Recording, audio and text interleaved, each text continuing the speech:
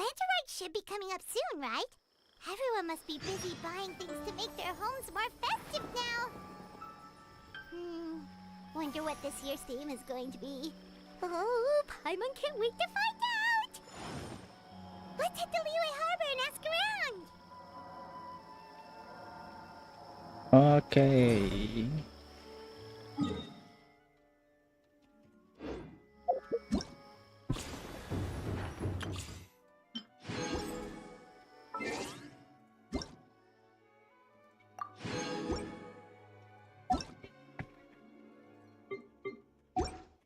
Boats are made for transferring commodities back and forth.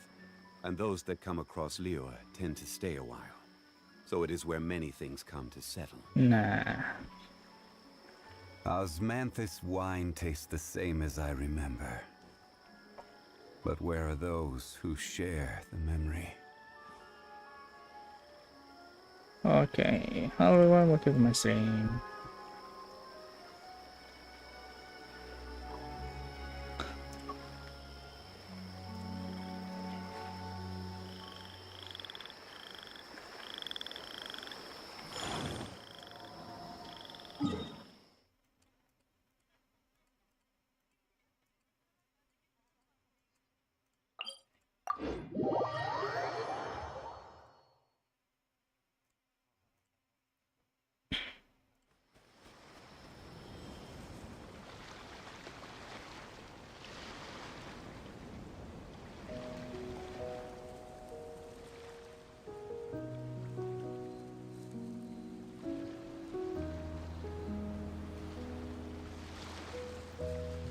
Where do you want to go next?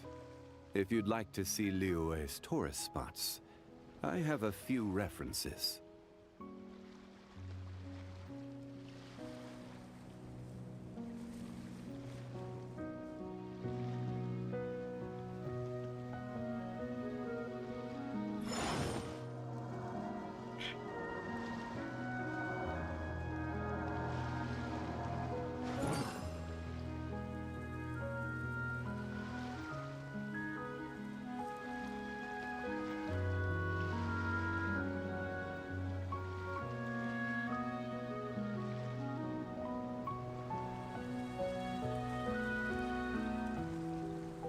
Boats are made for transferring commodities back and forth. And those that come across Liyue tend to stay a while. So it is where many things come to settle.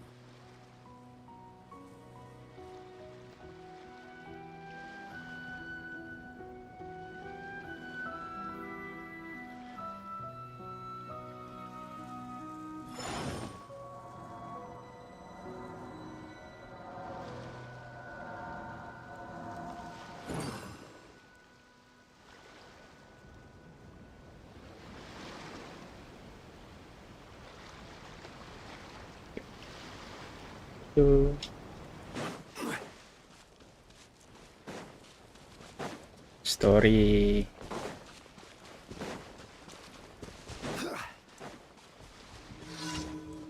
Apa? Solidify. Take flight!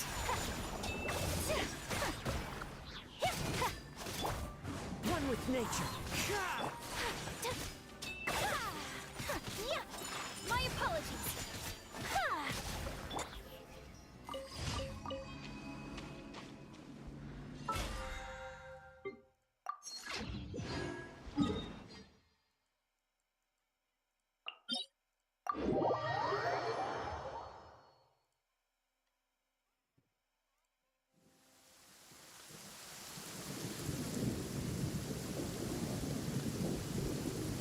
Osmanthus wine tastes the same as I remember.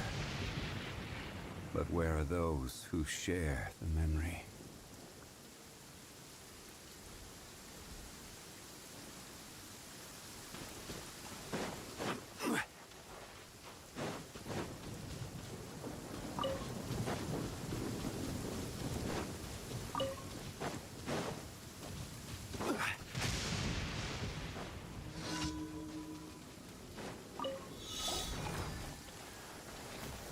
Gather into the wind.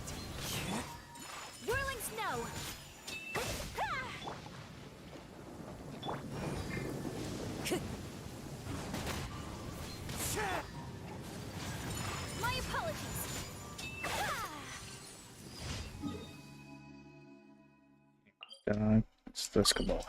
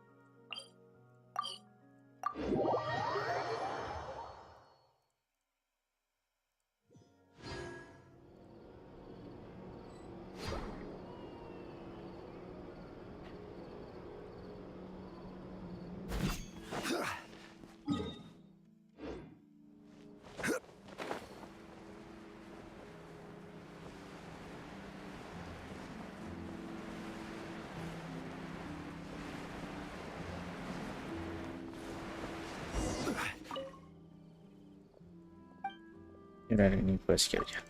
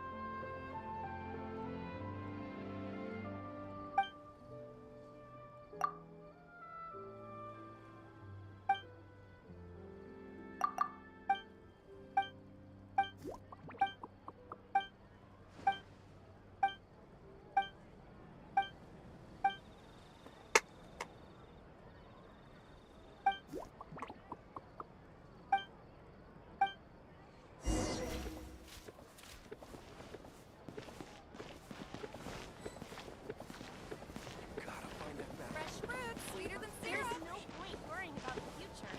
Hey, Sarah, Sarah.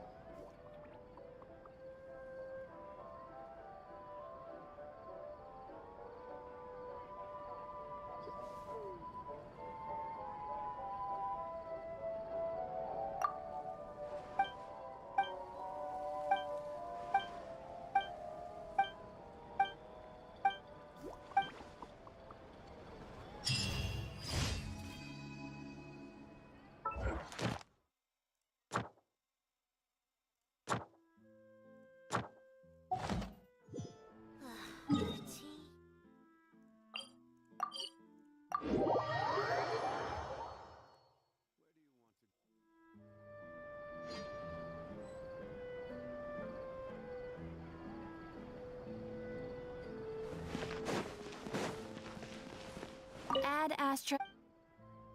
Thank you for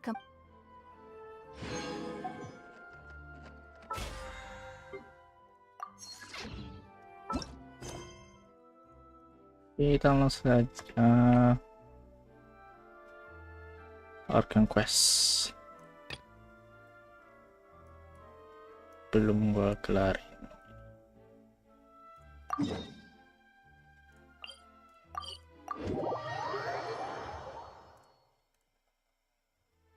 Ayo, let's go.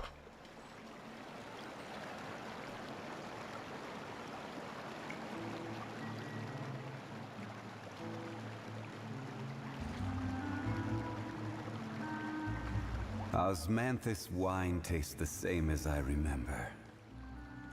But where are those who share the memory?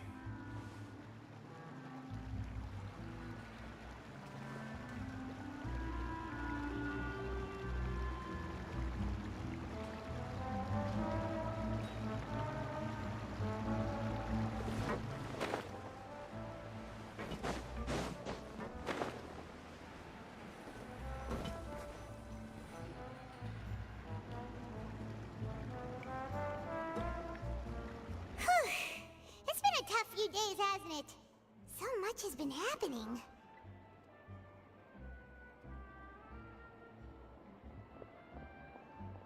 Paimon didn't think the meetings would go on for so long, but everyone seemed pretty fired up, huh? Paimon thought they'd be at least a little frightened. Well, Fremine was, now that Paimon thinks about it, but everyone else just looked a little surprised.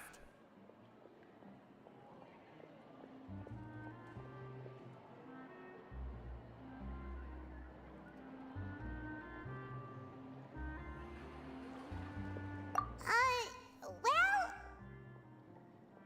It's hard to say. Paimon doesn't have any experience with this sort of thing. But with you around, Paimon sure will do great. After all, you're the most reliable person in the world, aren't you? Huh?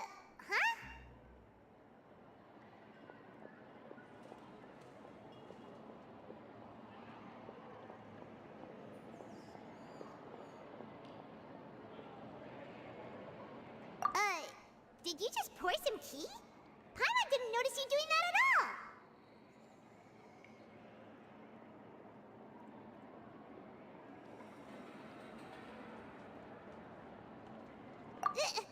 Then what's that? Paimon's never seen that cup before. Don't be frightened. I'm just joining you two for tea. I merely refrained from saying anything till now.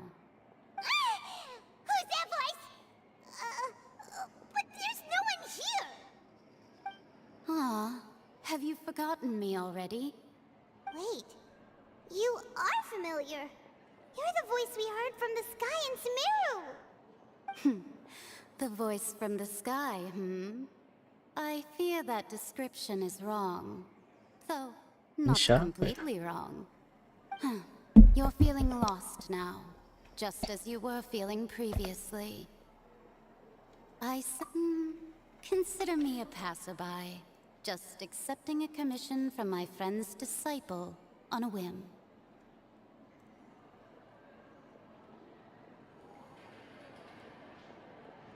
The prophecy. Assume.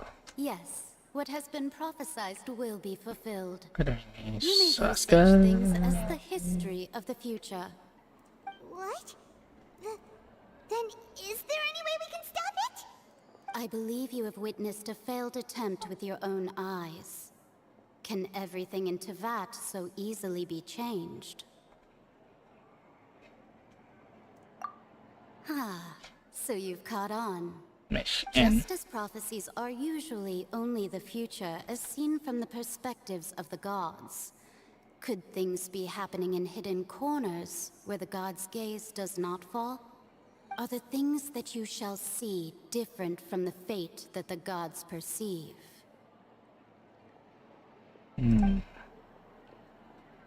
What is she talking about?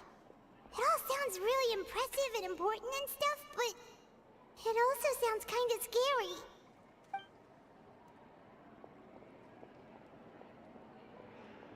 I believe that you understand, right?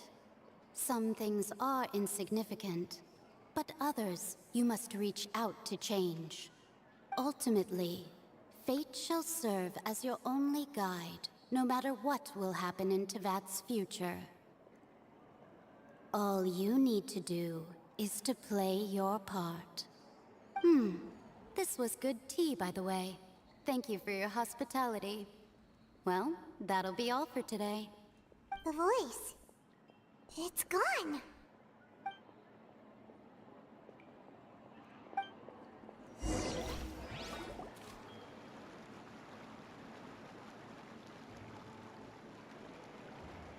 What?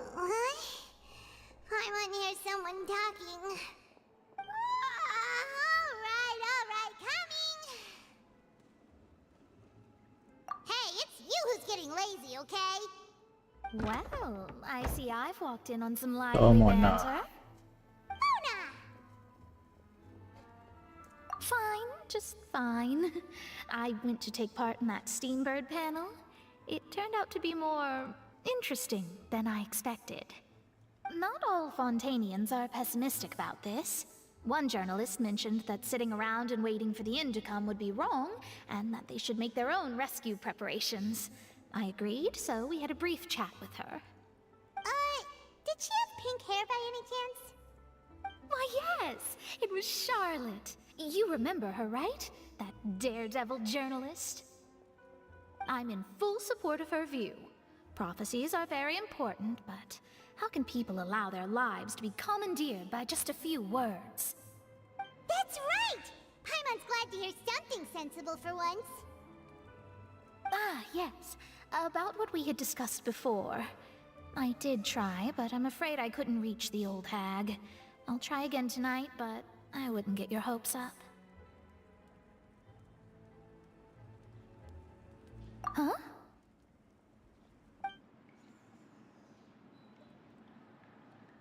Goodness gracious. Are you serious?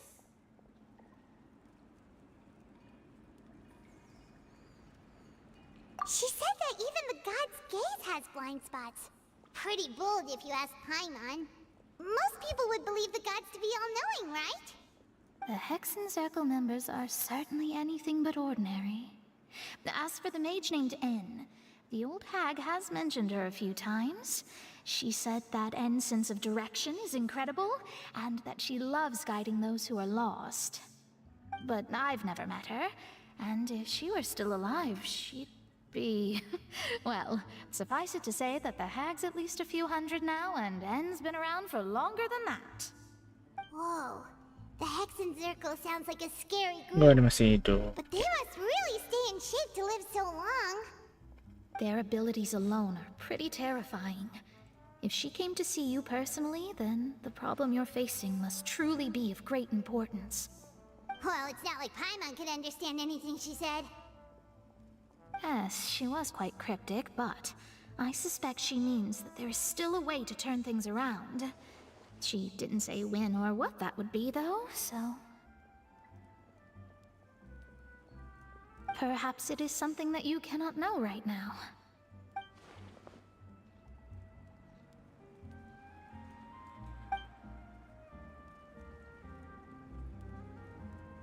Traveler, Paimon, are you two all right? Oh, we're fine. We're just a little down right now. It kind of feels like the end is coming, you know? I see. I feel that same sense of desperation, too. I guess you could consider me someone who has often witnessed fate. So far as I have seen, it cannot be swayed. But even so, I still hope for, and believe in, miracles. Astrology is eternal and rational, but fate may not be. It is cruel, but it can also be beautiful. Perhaps that's what N was trying to tell you. Not to lose heart, and to believe that what you are seeing playing out before you is not yet set in stone. I did originally think of steering clear of all this, but I couldn't. Even if this is all futile, I still wish to help everyone. If we don't struggle to the last, then how can we face the end when it comes? Huh. You do have a point. There I go, talking about astrological principles again. Sorry about that. The moment I start talking about work-related stuff... I need to get going.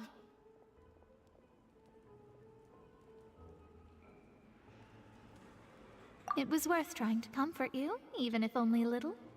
I believe that you'll help those who are struggling in the same way I did. I suppose that might be why we always seem to meet by coincidence. Paimon feels kind of moved by what Mona said. But also kind of sad, too. Hey, Traveler. Paimon suddenly feels like going outside for a walk. Let's go. Let's walk around the city, shall we? There's a few spots we always like to walk by. Ke atas.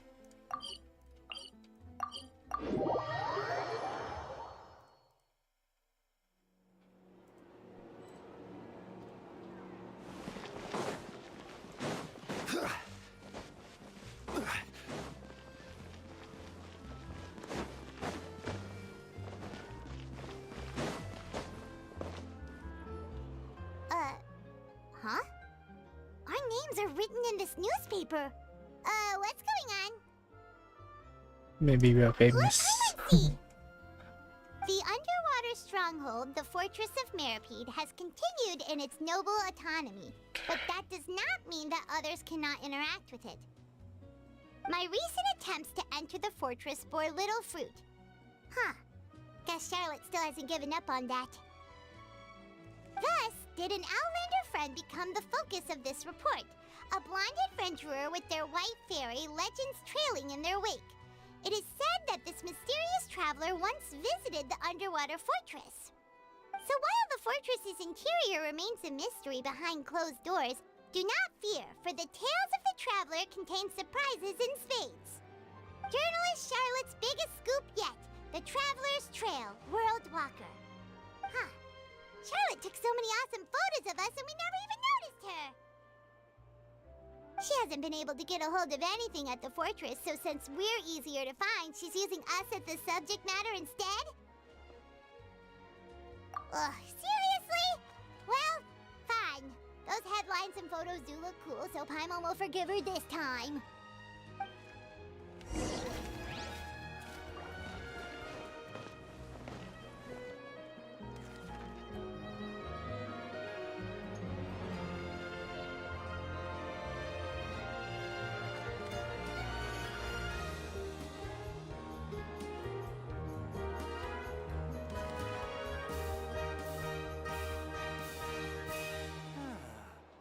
So that's the kind of headlines I'm going for these days.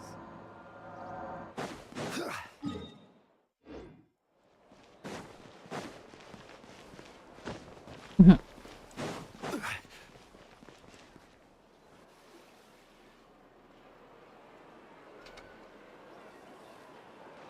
here! Paimon's hungry. Should we go in and get something to eat?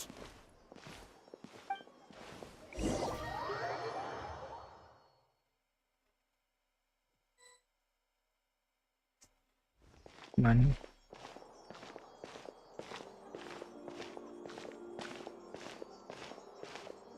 Hey, quick! Look!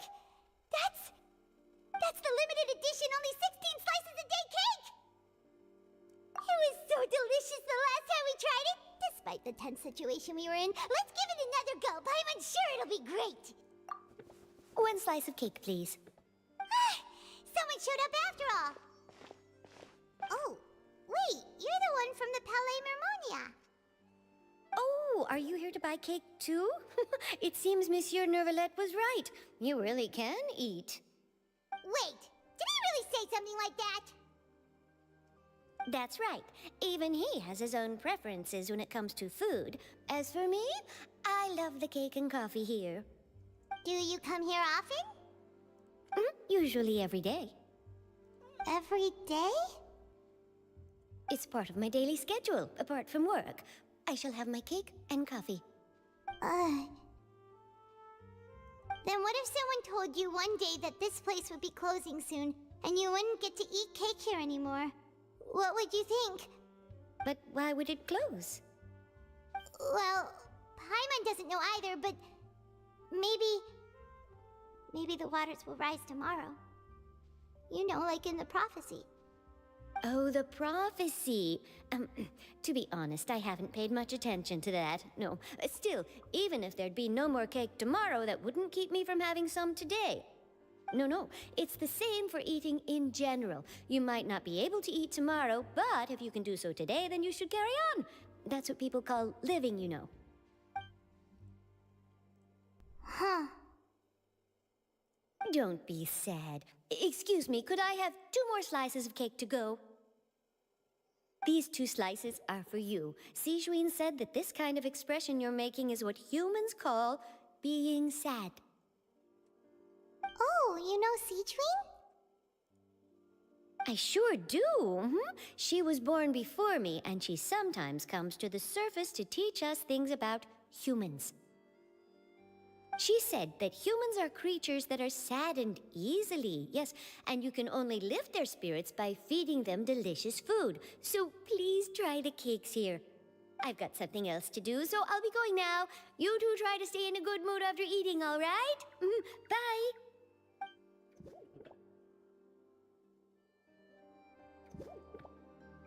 there she goes.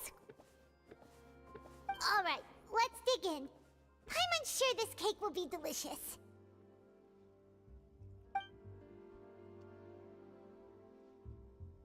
It's more delicious than last time, and the flavor gets even better with a sip of tea. It sure would be nice if we could come again tomorrow. Sure would be nice if we could always eat delicious food here.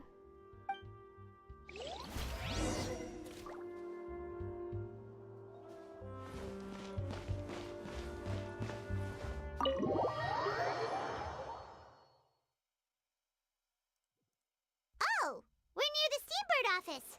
Let's go look for Charlotte and have a chat.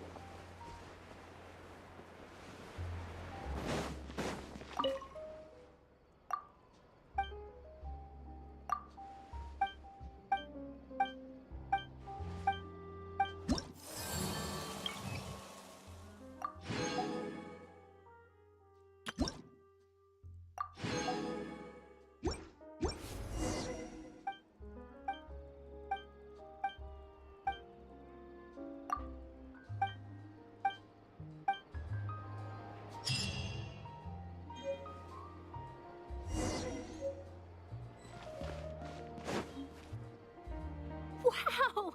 If it isn't the Traveler and Paimon! Oh, have you seen the article I wrote about you? Ha! You've got some nerve! You just used us to make some quick mora!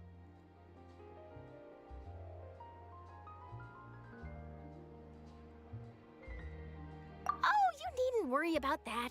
I heard that you were in Poisson some time back, so I sent you a letter to discuss just that.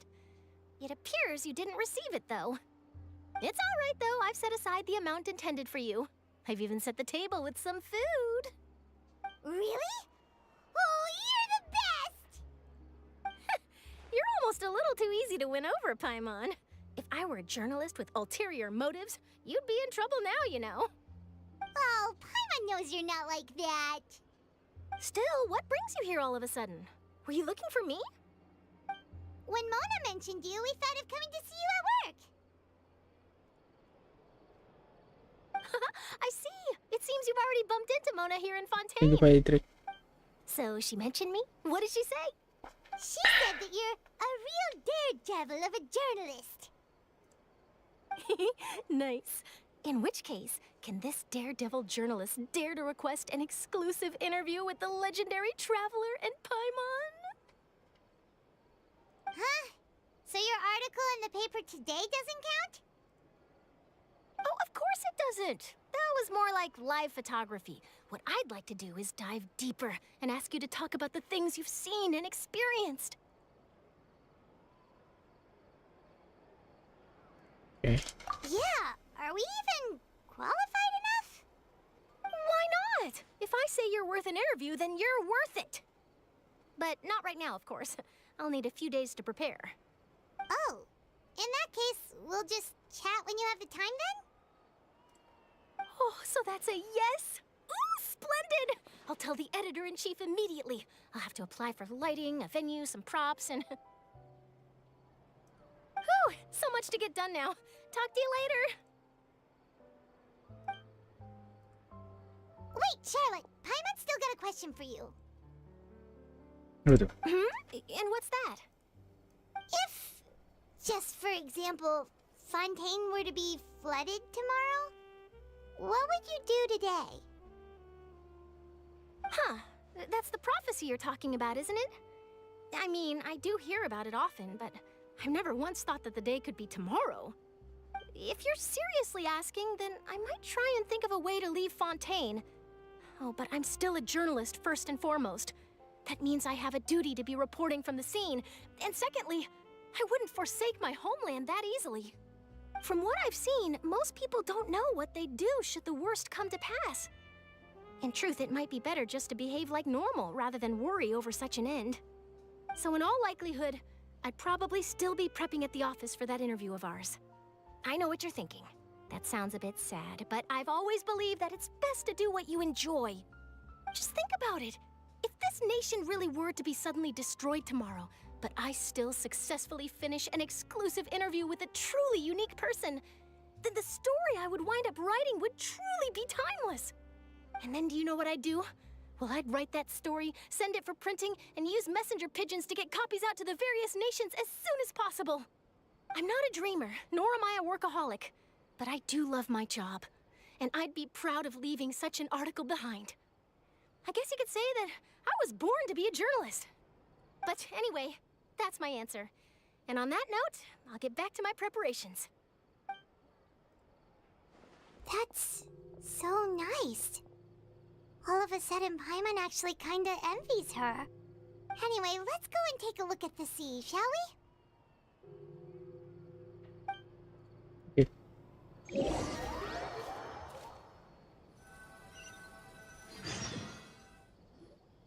The sea breeze and scenery can be a pretty soothing combo, huh? Paimon's been thinking. What is? If it wasn't Fontaine, but all of Tevat that would be destroyed tomorrow, where would we go and what would we do? No, Paimon should ask, if you could choose, what would you like to do? Oh, gitu.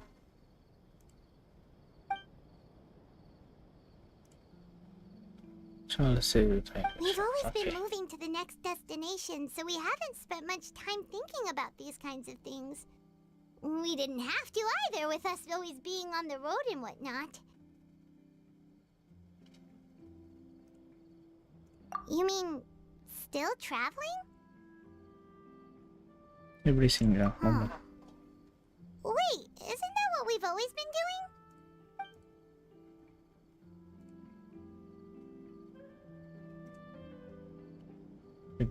Wait for the PC, okay? Me too.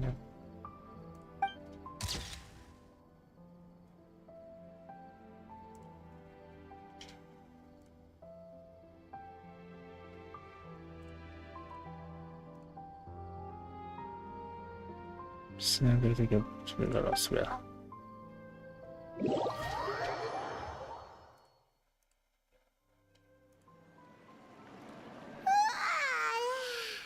Feels like you'll grow mold if you stay here long enough. But it's still better than the Fortress of Meropide, that's for sure. It's not only damp there, but salty too. Ah, so the two of you are still here. Wonderful. Oh, you're from the Palais Mermonia, aren't you? Yes, I'm Isadora. Monsieur Nervillet sent me to look for you two before. I heard that afterward you went to the Fortress of Meropide.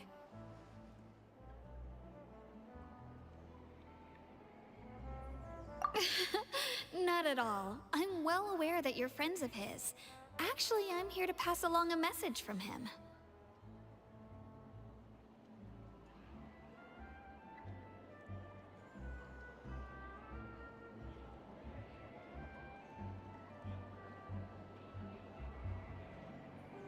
Yes, inside the Opera House. The Maréchaussée Phantom has declared the incident a small-scale riot. A riot? Well, that said, I don't personally think it was that serious. Lady Farina was watching a performance at the Opera House, and while she was resting during an intermission, some other audience members suddenly started harassing her, loudly accusing her of doing nothing about the prophecy crisis. And before she could respond, others started to join in. The crowd continued to grow, and protests against the Hydro Archon started to break out. So people have started to put the blame on Farina. Guess they finally found an outlet for the pressure they've been under due to the prophecy. I agree. People will naturally rely on gods, as is customary. But the moment people feel threatened, gods are also the first to be blamed. So what happened after that? Is Farina okay? Seeing that the situation was spiraling out of control and that further argument was pointless, She claimed that she'd gotten tired of this and left in a hurry. The Marechaussee Phantom had their hands full maintaining order and did not catch where Lady Farina had gone. Only when things had stabilized did we realize that she had gone missing. So, you mean she's still missing? That's right. The Marechaussee has dispatched many people to search for her, but we don't have any leads yet. That said, I don't think there's much to worry about. She is a god after all. Even if she were to fall into the hands of rioters, what could ordinary people do to her? Good. Monsieur Nervillet sent me to tell you about the situation, but he didn't say anything else. Don't worry, this is more than enough to go on. Thanks for keeping us informed. Ah, is that so? Well, all right then. In that case, you two take care. I'll be heading back to the Palais now.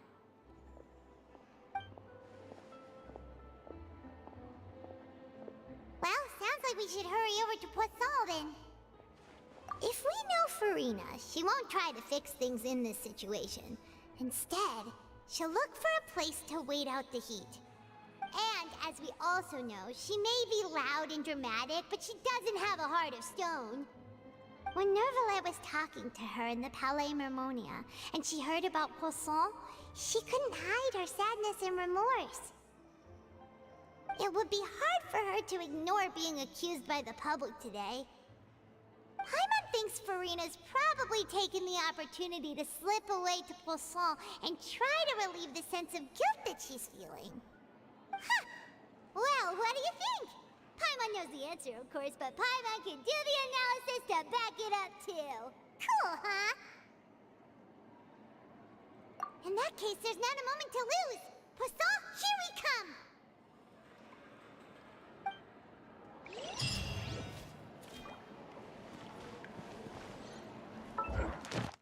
Empty.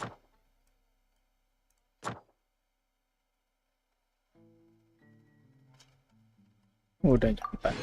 Udah gua meja.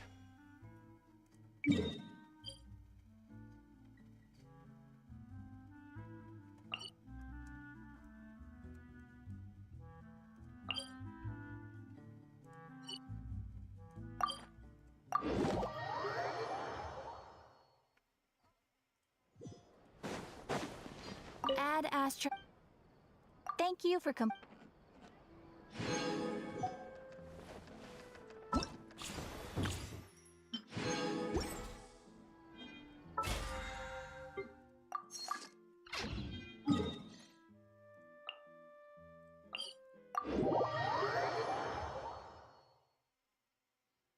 This place looks deserted.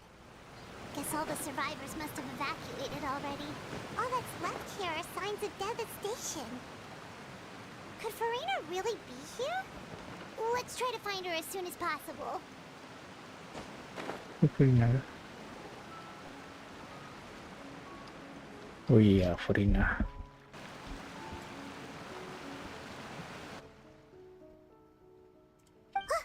That's Farina, right over there. She really is here all on her own.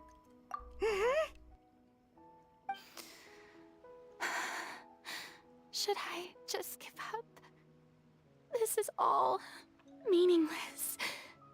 What was meant to happen did happen after all. Everyone's dead. I'm sorry. I am so sorry. Give up, Farina. There's no point in holding out. I'm sorry. But what can I even do other than to repeat meaningless apologies over and over? Who's that? Don't worry, Farina. It's just us.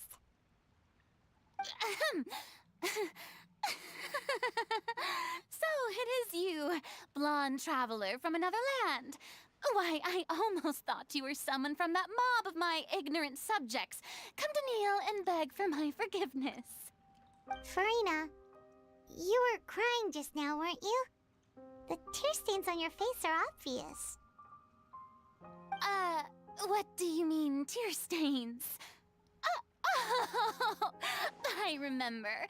The show at the Opera House earlier this morning was so moving. I'm still trying to process it. Who did that uncivilized rabble think they were, disturbing my enjoyment of the arts? They even dare to tout their Archon. I must teach them a lesson. I can just imagine their twisted and frustrated faces once they realize that I'm nowhere to be found. Oh, and I'm sure Nouvellette and those people from the Maréchal Phantom are freaking out right next to them, too.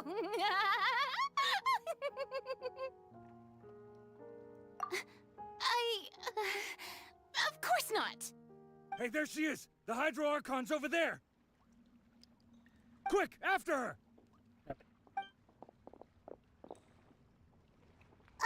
Farina, those people seem to be after you. They are? They're just some rabid fans who want to cut the line because they haven't been able to meet me in person, aren't they? That's against the rules. I can't let them get their way. Farina just ran off! Quick, we have to catch up with her!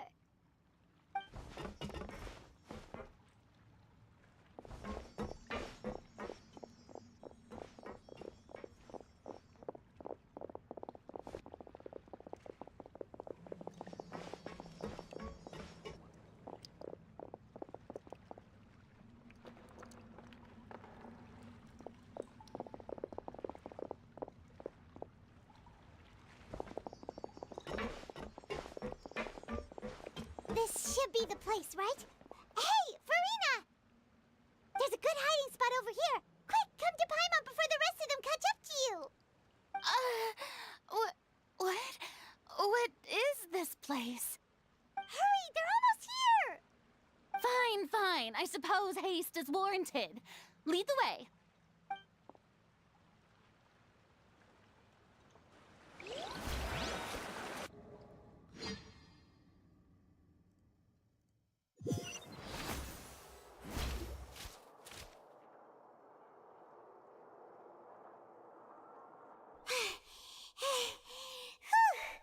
Paimon's exhausted.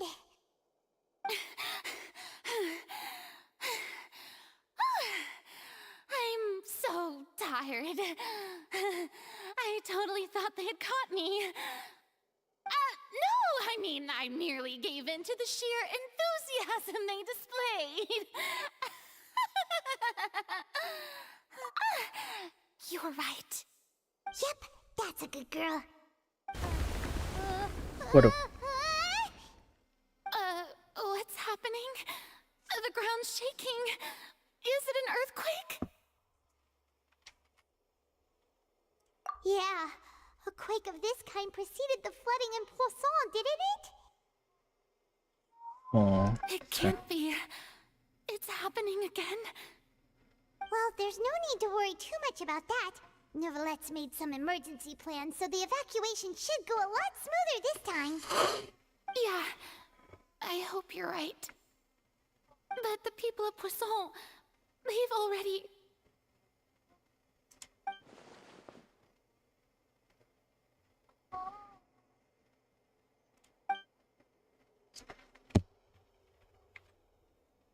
It's true. I've been investigating the prophecy for hundreds of years.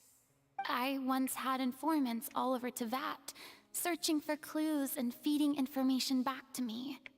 I've tried all kinds of ways, too, to hold back the sea. Anything to keep the coastline from advancing. But all my efforts proved to be futile in the end. Really, the truth has been clear to me for a very long time. We cannot make an enemy of the divine. No matter what we do, the will of the heavenly principles will have its way, and the prophecy shall be fulfilled.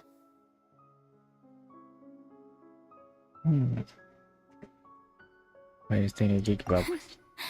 Give up. I do love the sound of that phrase.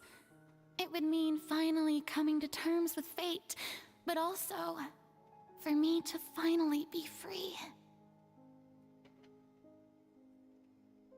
Indeed, I've thought about giving up so many times, especially after we almost lost Poisson.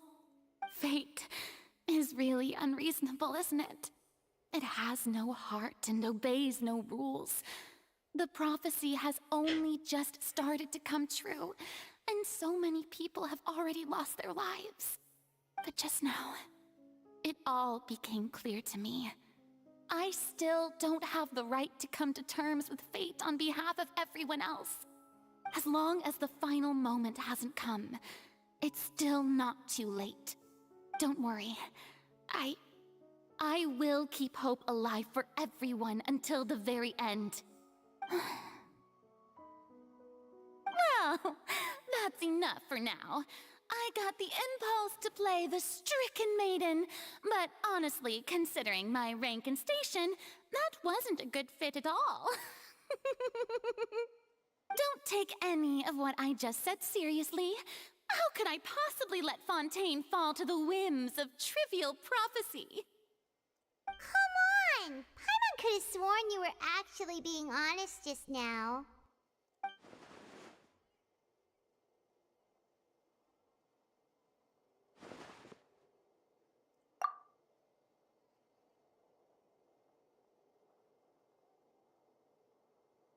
Share my burden. That's impossible.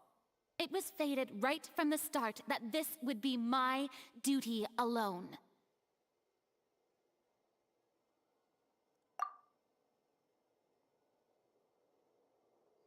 A witness. Yes, I've heard that you came to Tevat from beyond the stars, yes. In other words, you never belonged here. And if Tevat is, in its entirety, a show on a stage, then you're just a spectator, aren't you? If that's the case...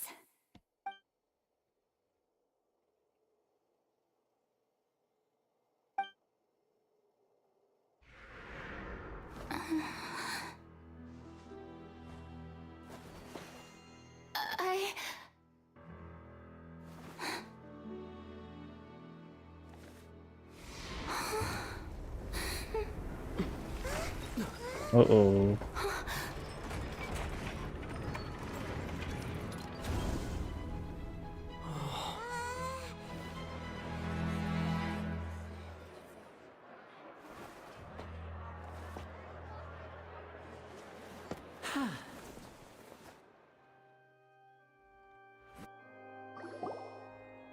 Ladies and gentlemen, this concludes my opening performance. Now, without further ado, we may proceed to the trial of our god. So this is what it is. Yes, you deserve praise for the effort you took to raise the dramatic stakes. Do not forget, however, that I am Focalor, the god of justice, the embodiment of justice itself. Does it not strike you as even the least bit absurd to bring the very concept of justice to trial? May I interpret these words as your refusal to stand trial? In that case, you will have the opportunity to defend your honor through a duel. You would draw your blade against a god?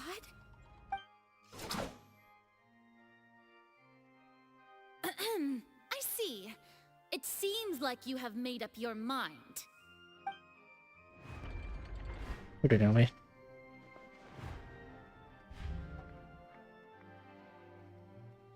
Paimon can't believe it. She Surrender. What the heck is going on? Did I just see an Archon surrender to a human? Wow, how utterly humiliating. Lady Farina, what is the meaning of this? It would seem that there has been a misunderstanding. To be clear, the raising of both hands is not always an indication of surrender. Looking for excuses again, huh? I raised my hands just now to indicate my acceptance of the trial. No duel shall be necessary. I will admit, that I've been running away for a long time. I'm sorry, everyone. I was unable to protect the people of Poisson. It is my duty to stand trial for my crimes. You are not the only ones to be disappointed in me. I, too, am exceedingly disappointed in myself. But now, it is time for the Hydro Archon to show you her courage and resolve. I, Farina, will use this trial to show the world the true meaning of justice! This time, I will protect you. Applaud and rejoice. One of the most outrageous and fantastical arcs known to the opera epiclese is now unfolding before your eyes. Mark my words, this shall be one of the most exhilarating and brilliant shows ever to grace the stage of Fontaine. The trial of the Hydro Archon, Focalor, will now begin! Woohoo! Oh, now we're making history! Why does it feel like Farina just took over the whole thing? Like, come on! Didn't she just get forced to stand trial for her crimes? Also, even though she's still acting super dramatic, she is taking this seriously this time, right? All right, then. Who will be my opponent in this trial? The court asks the prosecutor to please take the stand. Thank you, Johanna. Is that so? Very well. Then please speak, witness of Tivat, my accuser and fated opponent. Sure. Sit over there. Mau kalahkan dia. Mereka Farina bersalah? Ya. Also, please allow me to ask Security or a not? final question before the trial begins. Just how much work did you do to force me onto this stage? Well, we did do a lot of prep after the meeting that day. I can go over the tasks assigned to the Spina di Rosula, since they were rather straightforward and easy. Navia, the president of the Spina di Rosula. Most of the people who participated in the disturbance this morning were my subordinates. They changed into plain clothes and came to the Opera House as regular audience members, waiting for the perfect opportunity to incite insurrection against you. The people's resentment against their Archon has been building as more and more of the prophecy is fulfilled. A spark was all we needed to turn smoldering anger into a flame. Moreover, according to our understanding and analysis of you, when something like that occurred, you would likely flee the scene and head to Poisson by yourself. So, we arranged for a second group to lie in wait there. So, you mean, the ones who scoured the settlement for me were also from the Spina? And their goal was to force you to step into the giant magic box so you may personally participate in the greatest magic performance in all of Fontanian history. That's right. That house was a magic box, rather than someone's residence. As the super ultimate version of the setup that I used when I first performed at the Opera Epiclese, the volume of the box was increased by a whole order of magnitude, and the distance it traversed was the entire gap between Poisson and Aranias. Its cargo, of course, was an Archon instead of a human. My thanks, Farina. Without your help, we could never have pulled off such an extraordinary performance. You're welcome? Of course, this performance was only made possible with Father's support. The House of the Hearth spent a massive amount of labor in Mora to pull this off. We had to select a location, construct the giant magic box, dig a tunnel, and open up a path through the water. It was a lot of work for all of us. So, in other words, the earthquake that we felt within the giant magic box was just a normal tremor from the transportation of the whole house? That's right. it wasn't a sign of another disaster to come. Then, I can guess Nervilette and Cloran's parts. You gathered a crowd, prepared a stage, and made sure that the champion duelist would be immediately ready for a fight. Also that as soon as I appeared on the stage, the trial may commence without a hitch. Am I right? Yes, that is correct. Well, Clorand, I must commend you for your courage. Only the most outstanding champion duelist in all of Fontaine would accept a duel with an Archon without flinching. Thank you. As for you, Traveler, I suppose your role was to keep me distracted with conversation once you found me in Poisson. You'd make sure that I didn't notice anything amiss before revealing yourself as my prosecutor once we'd arrived onto the stage. Oh? This one. Let's change.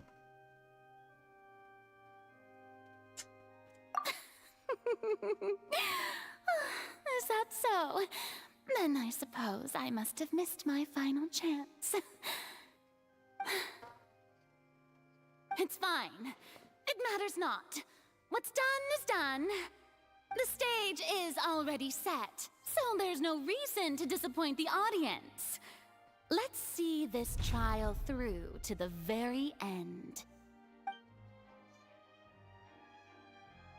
They want you to reach us, Hydro Archon.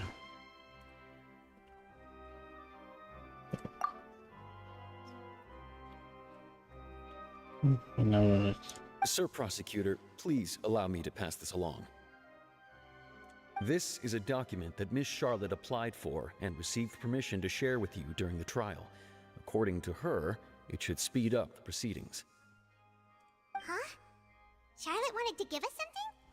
Oh, so she's here too! Hey, Charlotte! Oh, let Paimon see. Isn't this the exclusive interview that she did with us before? So she's already finished it, huh? Wait, then that means this document is a perfect timeline of everything that's happened ever since we stepped foot in Fontaine! So in other words, we can refer to this anthology of evidence every time we want to use something from our journey as evidence for an argument! Let's quickly confirm the information in it. Just think of it as a refresher, alright? You defeated the Hydro Archon in the very first duel you took part in at the Opera House. That's one for the history books, all right. The words of someone as extraordinary, the fortress of Fatui. I didn't think that you'd wind up getting to the bottom.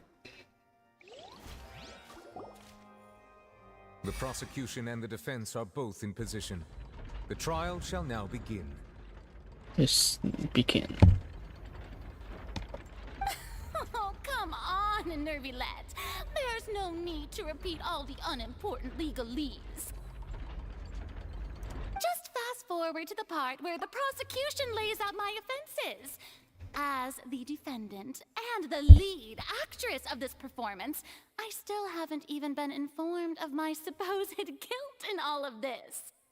Of course, it is only natural for humans to struggle to understand the actions of a god. However, you will need more than that to convict me of a crime. That's true, but my charge here is unrelated to your conduct as an Archon. Instead, I would like to charge you as a fraud who's never been the Archon in the first place. Wait, what was that? Lady Farina's a fraud? Hey, I came here thinking that we were going to try the Hydro Archon for forsaking her duty, but did I hear that right? She's not our Archon at all? Charge accepted. Okay. Lady Farina, do you plead guilty to the charge? Lady Farina. I plead not guilty. How can I be guilty? There is no way that I, Focalor, otherwise known as Farina de Fontaine, a member of the Seven and the Regina of all waters, kindreds, peoples, and laws of Fontaine, could be anything other than your true Archon. Yeah. Even though Lady Farina can be rather eccentric, isn't it going too far to doubt her very identity? Yeah, I've never questioned her identity either. Sure, Lady Farina can be super irresponsible, but what grounds does that prosecutor have to make such a huge claim? I have cause to believe that common sense will prevail in this case. Many of the members of the audience have known me as the Hydro Archon ever since they were born. There would be no fooling their memory. See? Even the Oratrice has decided to show me its favor. Are you sure you want to commit to a charge that will never be upheld? If you wish to drop the case, I can promise you as the God of Justice that you will not have to face trial for making a false accusation. We will treat everything that's happened as a dramatic spectacle and move on with our lives. What do you say to that? Huh. An argument with near impossible odds, huh? We have to not only refute Farina's claims, but also overturn the long-held beliefs of the people. Well, I tried to give you the chance to surrender. If you must persist, then let me ask. If you believe I'm not the Archon, then what manner of being do you think I am? And if I was not the Archon, then how did I manage to live for over 500 years? Yan iya sih. Matas tahun hidup.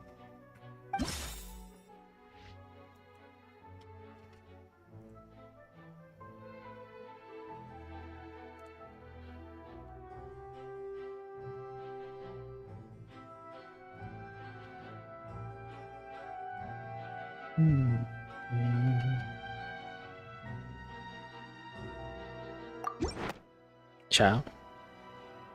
That doesn't sound right.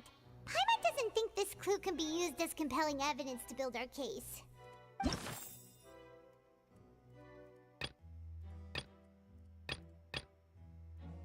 Ini. That Enggak doesn't juga. Sini sih. First of all, you may be a member of another long-lived race, which would allow you to naturally possess an extended lifespan. And second of all, even if that wasn't the case, there could be other ways to extend your life. Who gave you that idea? Was it the knave? You'd sink so low as to use a harbinger's words against me. A curse? I once thought it possible that the aura of an Archon might naturally resemble a type of curse.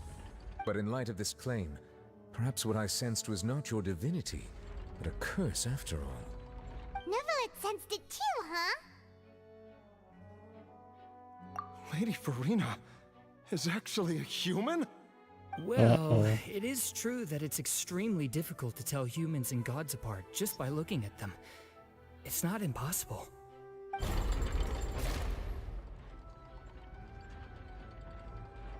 Well, don't start celebrating too early now. Even if I have been carrying a curse like you said, how does that prove that I am merely a human being?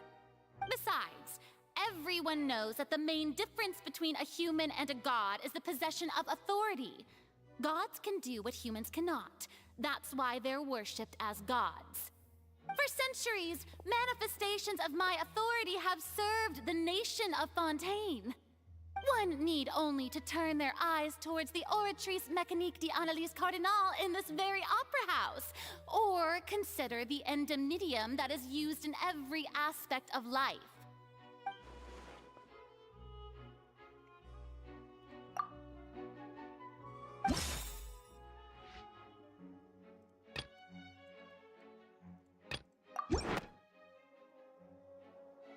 That doesn't...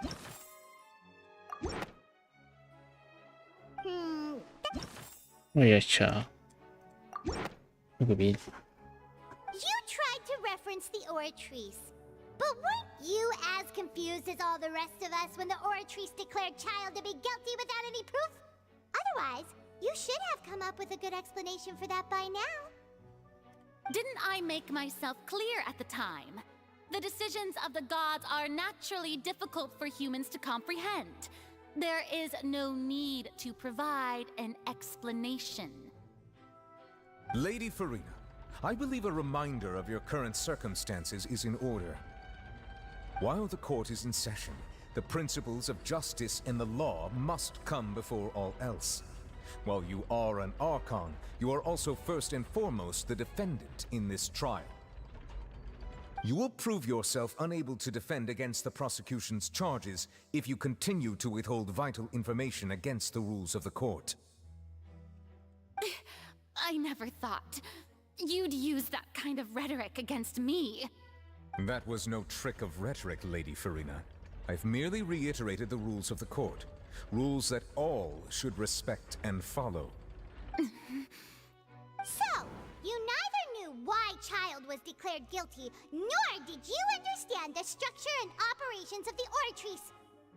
Instead of having been created by you, the manifestations of authority you mentioned have been made by the real Hydro Archon, haven't they? The real Hydro Archon? Well, now you're really losing me. It is true that I did not know why the Oratrice gave out a guilty verdict that day. But the Oratrice handed out that verdict unilaterally, and it has been operating independently ever since it was first created. You can't argue that just because a divine creation is flawed, that the god behind it must also be no god at all. She's still throwing out all kinds of excuses. Seems like she's confident that we won't be able to produce proof that she has no power over the Oratrice. My power as an Archon. There are many ordinary citizens in the audience. How can I just carelessly demonstrate the formidable power of an Archon? If that poses a concern, I'm prepared to extend my protection to the audience.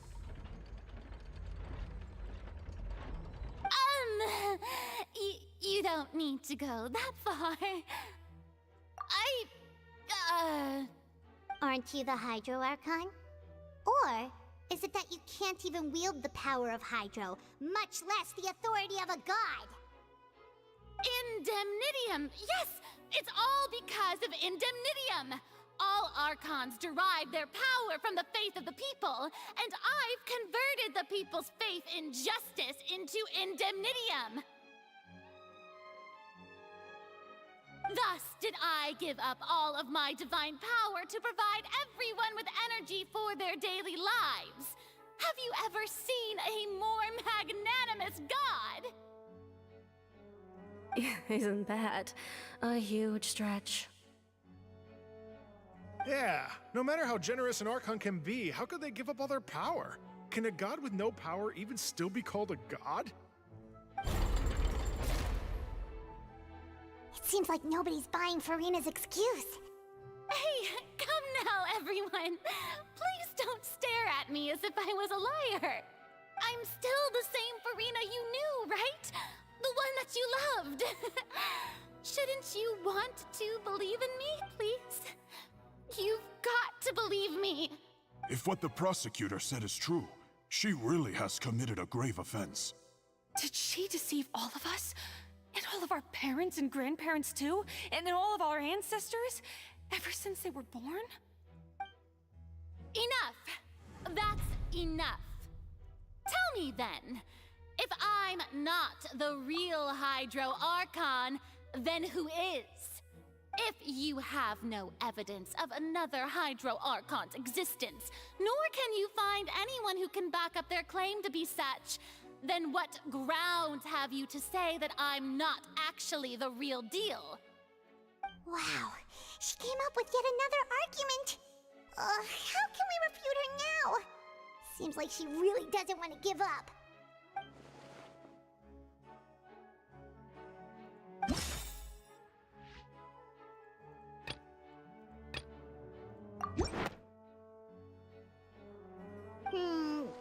doesn't sound...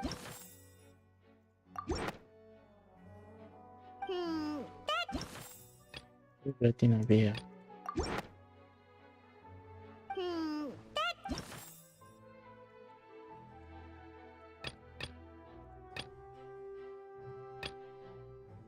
Oh ini.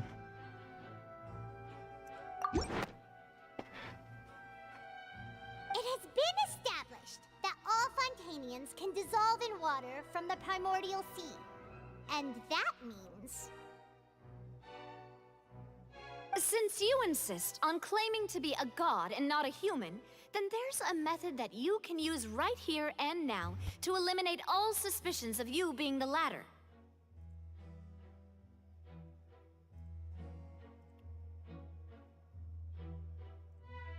I don't like Miss ini. Navia, please apply to serve as a temporary attorney for the prosecution before addressing the court. Though you act in partnership with the prosecutor, you must still adhere to proper procedure.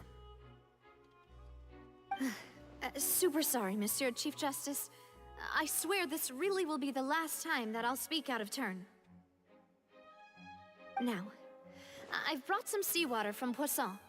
As everyone knows, a massive flood struck the area not long ago, taking many lives. Including those of some of my closest friends. So, Miss Farina, would you dare to touch some of this seawater? Mellow. If we are to believe that you are indeed the real Hydro Archon, touching this seawater would have no effect on you. All it should do is strengthen your case. But, if you don't dare to touch it, then we would have basically proved the reverse. Oh, and I must remind you that after the disaster at Poisson, nobody wants to see any more people dissolve. I do hope you'll act prudently and choose the simpler path of admitting guilt. Navia from the Spina di Rasula. The Spina has governed Poisson for many years. I guess her suggestion is valid. If Lady Farina is indeed just a human, she's probably Fontanian like all the rest of us. Would she really dare to try?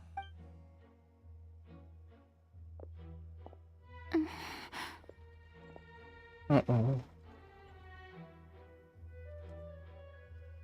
Lady Farina, this test has been unilaterally proposed by the prosecution. As it falls outside the realm of standard court proceedings, you possess the right to decline participation. Well, of course he had to tell her that. But refusing to participate is basically the same as a confession of guilt. She's just staring at the water without saying a single word. It really does seem like she's quite terrified of it. That could only mean... What's going on? Is she really planning to...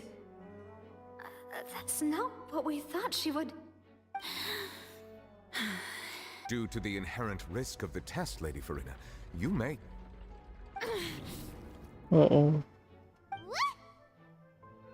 Hey!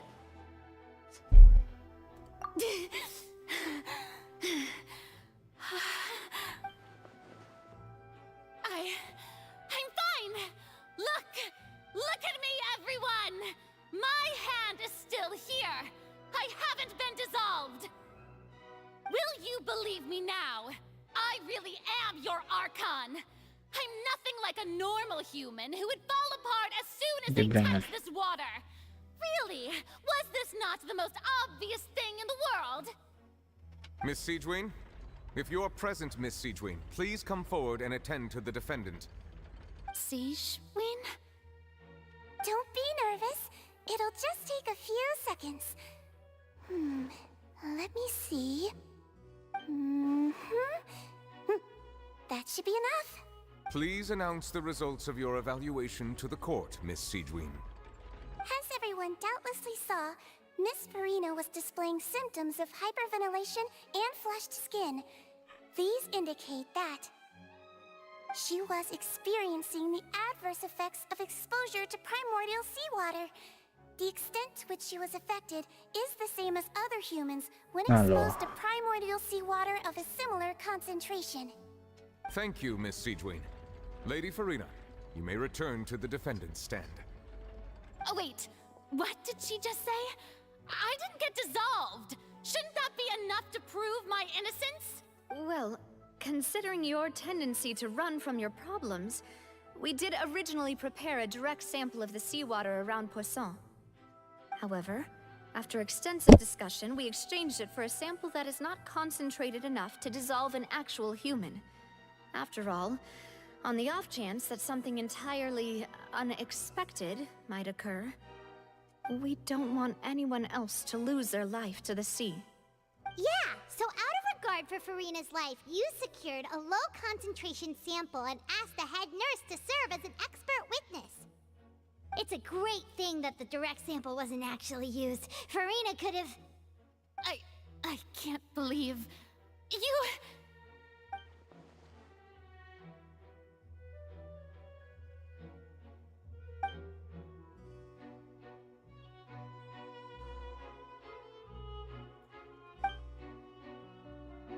Keep everything on the table. Listen to me, everyone. Please don't give me such cold and disdainful looks. What happened just now didn't prove a single thing.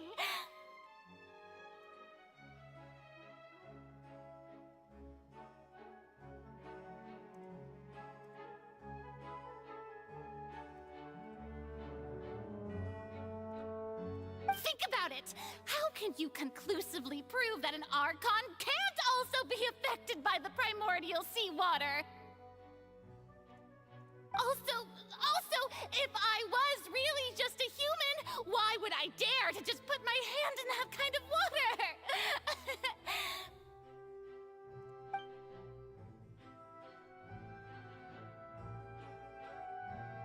Please, everyone, anyone, just listen to me. I swear, Enggak I peduli. really am your Archon.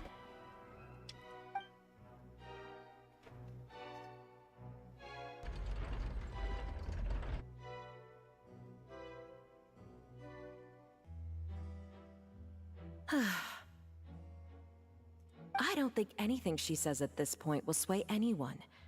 The odds are just too stacked against her now. With all the things that have been said, Paimon doesn't think there's any way left for Farina to win. I believe the time for arguments and presentation of evidence has come to an end. If there are no objections, we will move on to the final judgment.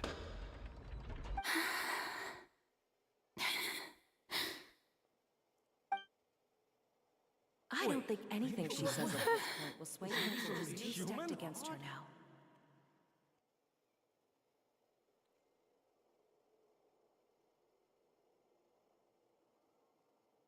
Apa lagi nih?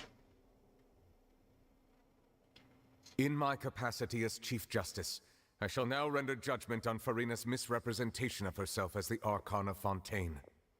As a human who knowingly deceived her fellow citizens, Farina is... guilty. Guilty.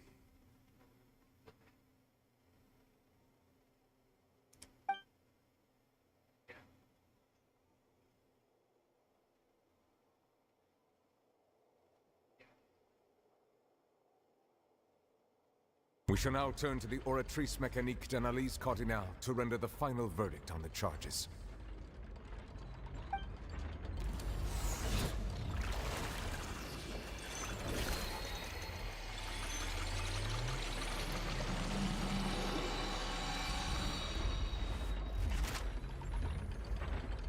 According to the judgment of the Oratrice Mécanique d'Analyse Cardinale, Farina is... Well, what's wrong? What's the Oratrice's verdict? No, the Oratrice also displays a guilty verdict.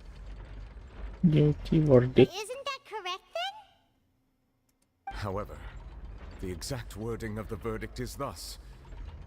The Hydro Archon, guilty to be punished via the death sentence. What? The death sentence? Gua mati. That's actually one of the available sentences? I've always thought that it was just a myth. The one and only time the death sentence has been handed out at the court. And it's been given to the very person we've worshipped as the god of justice? What an unexpected twist. Farina's been sentenced to death by the Oratrice? We just wanted to use the trial to show her the seriousness of things so she'd tell us the truth. How did things escalate this quickly? This outcome is indeed quite strange. According to Fontaine's current definitions of justice, as well as its recommendations for criminal sentences, is this sentence really appropriate for the crimes that have been committed? Yeah! Even Vacher wasn't sentenced to death by the Oratrice. You know, the real evil mastermind behind the serial disappearances case. Indeed. Not only is Farina's sentence overly excessive, the very point of our trial today was also to prove that Farina has never been the Hydro Archon in the first place. But now, the Oratrice seems to have deliberately invoked the title of the Hydro Archon. What does this mean? Kok bisa ya? Excuse me, if I may interrupt. Remy? Is the trial still going? Fremine! You finally made it. I assume this means you've completed your mission? Mm-hmm. Any mission Father assigns to me will always be top priority. Seperti bermasta. Is that the first prophecy slate? Huh. So the knave privately arranged for Fremine to try and find the missing slate. I looked everywhere and finally found it at the bottom of the sea. It took me a long time to get around some dangerous stretches of water. But has the trial already concluded? Then doesn't that mean I've come too late? Oh no. Father will be disappointed in me. Thank you for your hard work, Mr. Fremine. Please allow me to review the record left on the slate. Okay. Gimana dong? Traveler, I believe that you have already seen the other existing slates, and would like you to come here and confirm their contents.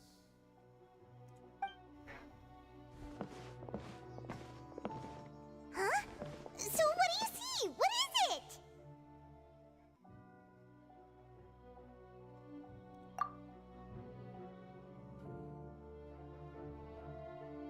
Maybe I can reset a bit of power. I believe I have now made sense of the Hydro Archon's crime.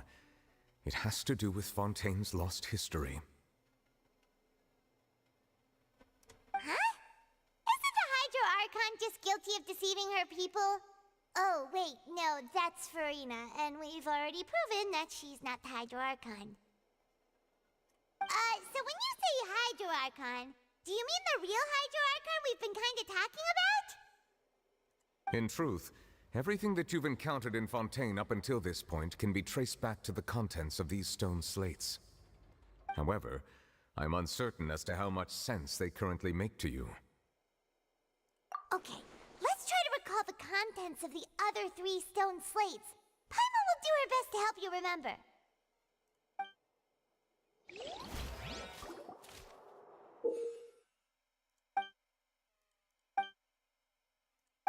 Baru gini ya lagi. The first stone slate describes what you just said. It seems to show the previous Hydro Archon using her divine power, and then the Oceanids turn into humans. Does that mean that Fontainians are transformed Oceanids? Oh, Paimon wasn't expecting that. But if Oceanids can turn into humans, then perhaps this process can be reversed as well. The second stone slate shows Celestia floating in the sky, and the Hydro Archon and her people worshipping it together. But the heavens still brought judgment down upon them. This must be the point when the Hydro Archon and the Fontainians were branded with their original sin. Does this mean that the original sin and the Hydro Archon sin are the same thing?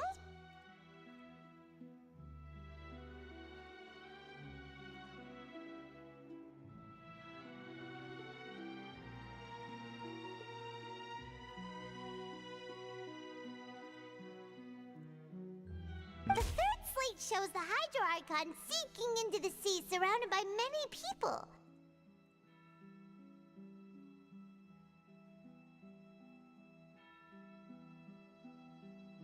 The show this which, well, That reminds Paimon, didn't we also watch that happen to someone else?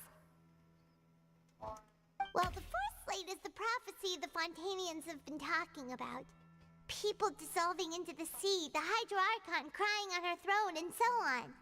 We didn't believe that such a crazy disaster could happen at first, did we?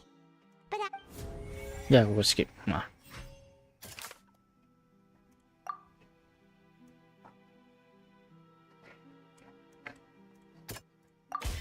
We know from the case of the serial disappearances of young women that Fontanians can be dissolved in primordial seawater. And the first stone slate tells us that long ago, the Hydro Archon used her power to turn Oceanids into humans. This might be the reason that Fontanians can dissolve.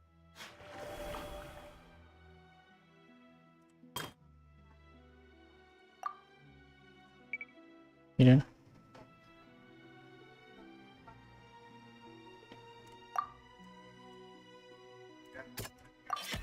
Perhaps what is about to take place has all happened before. The true sin of the Hydro Archon that Nervalet mentioned, and the original sin cast down on the people of Fontaine by Celestia, has recorded on the stone slates. Okay. Itu coba slate yang ketiga. Let's see the paper. Ini nggak ada salah. that doesn't sound quite...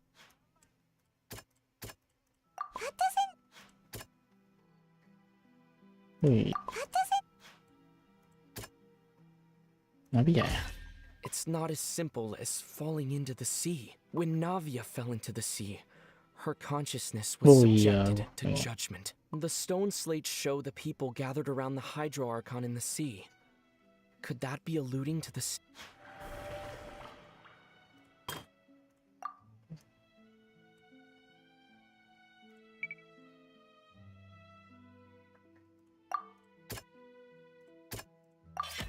The prophecy from the stone slates found its way into society, but not many people believed it at first. The fortress of Meropide was nearly flooded with primordial seawater, which we know can cause Fontanians to dissolve. It seems increasingly likely that the prophecy may come true. If we hadn't dealt with it in time, things could have gone very badly. Nah, udah lengkap. They'll dissolve into the primordial sea but won't cease to exist. Their essence will flow in the seawater, converge, and take the form of an Oceanid. The Hydro Archon was sentenced to death in court, shocking everyone present. Perhaps this means that her sin was actually Fontaine's original sin. Navia fell into the water inside those ruins, and she nearly dissolved. She was surrounded by the people of Poisson in a court within her consciousness, and was forced to take part in a trial meant to make her stay.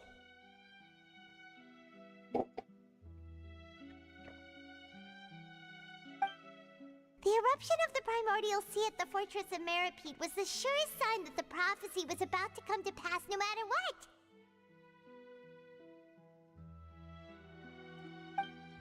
The stone slate's contents can all be verified by recent events. If we combine what we know together, loads of truths should come to light.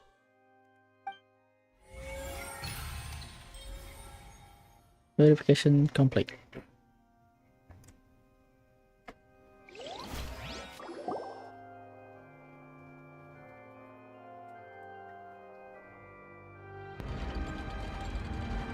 Huh?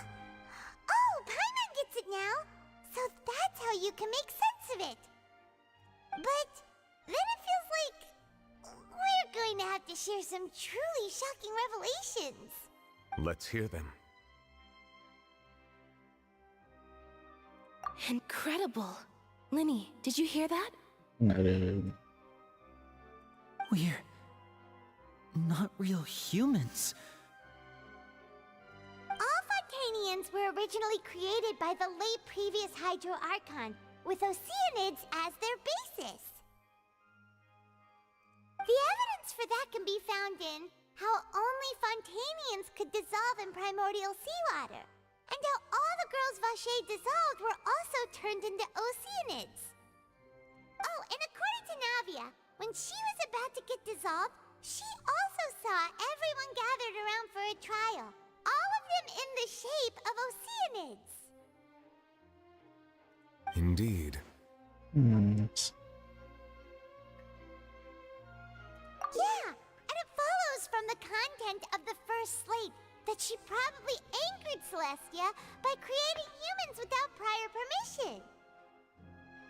That could also explain why the Oratrice judged the Hydro Archon to be guilty. It's to account for that ancient sin. The Hydro Archon's true sin was creating us? And yet, after many hundreds of years, the Hydro Archon's creations have turned around to try to judge the Archon within the Opera Epiclese. The twists of history are often the most unexpected of all. Yeah, isn't the image here just like when Navia fell into the sea? So wouldn't it be trying to show the image of the Hydro Archon also falling into the sea once the prophecy has been fulfilled in the fourth slate? In the end, the people will all be dissolved into the waters, and only the Hydro Archon will remain weeping on her throne. Only then will the sins of the people of Fontaine be washed away. Did Paimon get all that right? Yeah. You've made some keen deductions. I must say, given how much you still don't know, it is impressive that you've already managed to connect so many pieces of the truth. However, while you were able to decode all the information on the slates, they've also been etched with an additional layer of hidden information using a different power source. When we were at the ruins, I tried to decipher the hidden information recorded in the slates. But since we only had 3 slates at the time, I was unable to come to a full conclusion.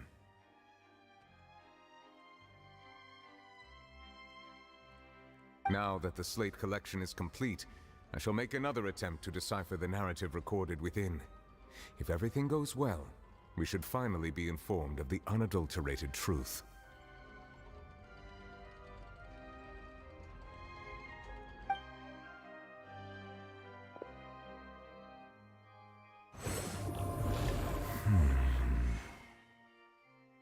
Yeah, man. Well, did you get it? I believe I should share this truth not only with you, but with all the people of Fontaine as well. I will try to briefly summarize it for you. Your hypotheses regarding the origin of Fontainians and the sin of the Hydro Archon were both correct. In the Fontaine of old, the previous Hydro Archon sensed the yearning of her Oceanid familiars for life on land.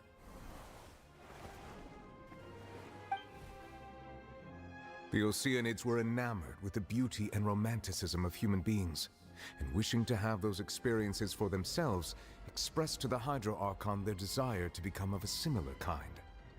However, even though water as an element is intricately linked with the power of life, the Hydro Archon, as one of the 7, did not possess the authority to create a new form of human life. Not one to give in, she eventually found a way to create permanent humanoid bodies for her familiars by appropriating the power of this planet's primordial sea. She poured primordial seawater into the Oceanids' blood vessels, creating humanoid mimics in the process. But if Fontainians were to ever come into direct contact with water from the primordial sea, the power within their bodies would escape these artificial restraints and return to the sea. As a result, their forms would collapse, and they would be reverted to their original forms as Oceanids. Of course, the Hydro Archon never received permission from the heavenly principles to create a new human race.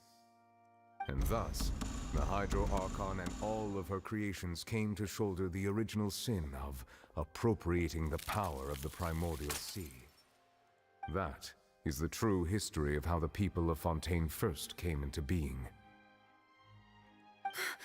So we were all Oceanids before we turned into human beings? That's way too much information for me. I think I'm just going to pretend that I never heard a single thing. Wait, but if that's the truth, we can't let the Hydro Archon be sentenced to death. After all, her only sin was creating us. This really might be too much information for your regular Fontainian, but it does answer a lot of our questions. Alas, your hypothesis regarding the third and fourth stone slates was inaccurate. The slates' respective positions are, in fact, correct. A key point of the visual on the third slate is how all the individuals depicted in the water are humans rather than Oceanids. They have not been dissolved, which implies that the water depicted in this slate is not water from the primordial sea. The nation of Fontaine is the nation of Hydro, as well as the nation of trials and justice. Instead of being the literal element, the water in the scene symbolizes judgment and justice. You may also recall Navia's experience. When she fell into the sea, her consciousness was surrounded by that of many others who intended to hold a trial to determine her fate. Therefore, the meaning of the third slate is that the people of Fontaine shall try the Hydro Archon at the court of justice. Yes, it refers to our present situation. I think I'm following now. So, what you're saying is, even though we decided to put on this trial to avoid fulfilling the prophecy, in truth, everything we've done has happened exactly as the prophecy foretold. So now, it seems, we're the ones making sure it comes true. What should we do? Huh. No matter what, the prophecy will be fulfilled. If that's the case, does that mean the scene in the fourth slate will also be fulfilled soon? Traveler, I would like to point out another small fallacy in your deductions. About the fourth slate, you probably thought that the eruption of primordial seawater beneath the fortress of Meripede served as the surest sign that the prophecy was about to come to pass, yes? However, I believe that rather than being a sure sign, that eruption could in fact only be a small warning of something far worse to come. As for the root cause of the catastrophe, I believe you've already encountered it once before.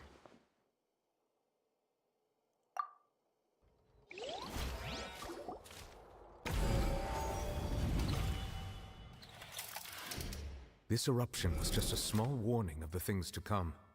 We must find the root cause of the disaster.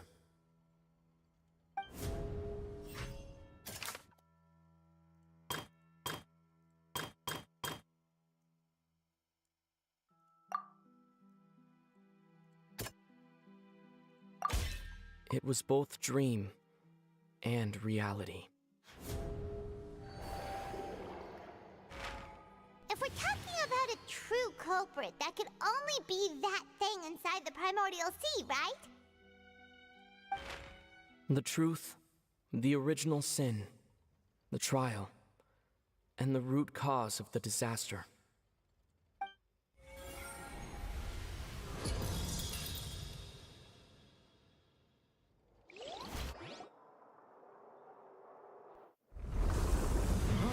Apa lagi nih?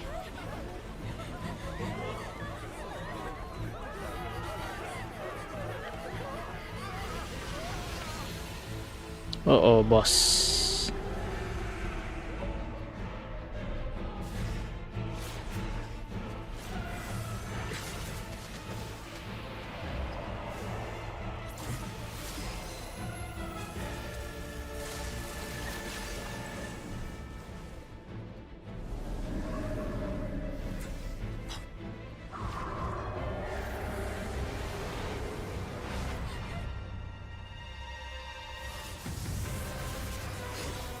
Oh, ciao.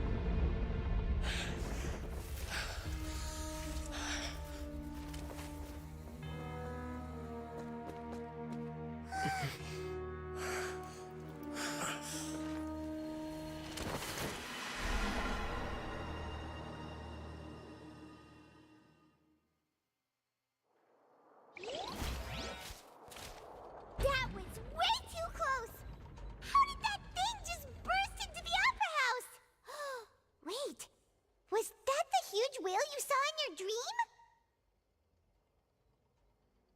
So we've met it at last. I understand very well why it has chosen to make an appearance here. That whale does not belong to Tevat. It is a monster that has traversed the stars, weeping all the while. It has been greedily consuming the energy from the planet's primordial sea, using it to grow. That is the main cause for the rising sea levels. And once it has finished consuming all of the energy contained within the sea, its next step will be... You said that when the Hydro Archon first created Fontanians out of Oceanids, she filled their blood vessels with primordial seawater. Precisely. That whale finds the blood of Fontanians nigh impossible to resist. Therefore, when it left the primordial sea, it decided to make its next stop a packed opera house full of food. Food in the form of Fontanians.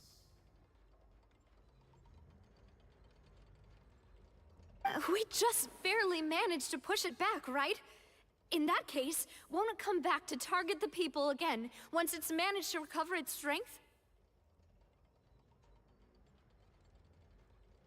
That is correct. Indeed, it is more accurate to say that we should thank that Harbinger for buying us some time. Without him, the whale would have likely come onto land far sooner. From the way he looked, he must have been fighting the creature for quite a long time. That battle maniac.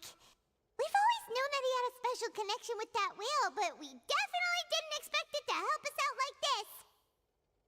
Anyway, now that we know that this whale is the actual cause of the disaster recorded in the prophecy, all we need to do to stop the prophecy would be to find a way to beat it up, right? It is too late. It had already absorbed too much of the primordial sea's energy before we could notice it. At this point, it has become practically integrated with the sea itself. Even if the entirety of Tevat were to be destroyed, it could still survive and swim off towards some other world.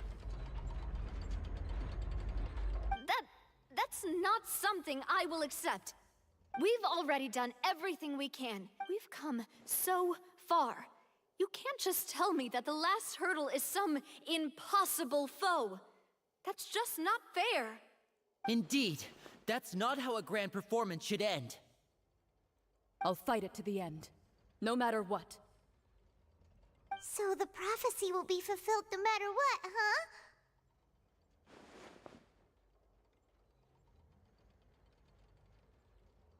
The prophecy. Yes, what has been prophesied will be fulfilled. You may view such things as the history of the future.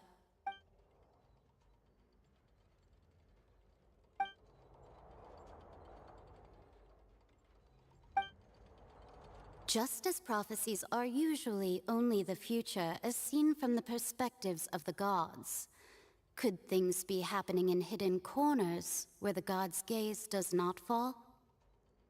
Ultimately, fate shall serve as your only guide, no matter what will happen in Tevat's future.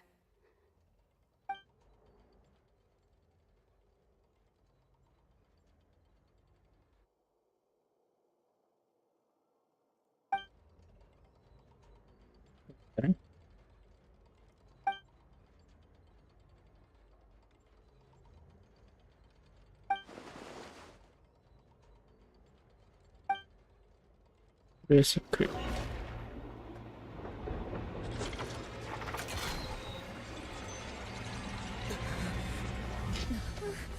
What's happening with the aura trees? Yep.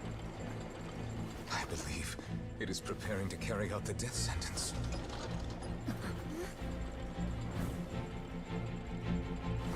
Farina!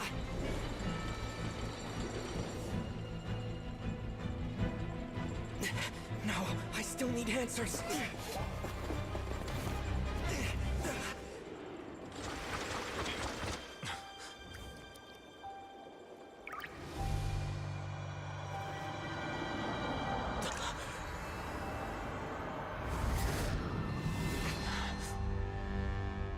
What's that?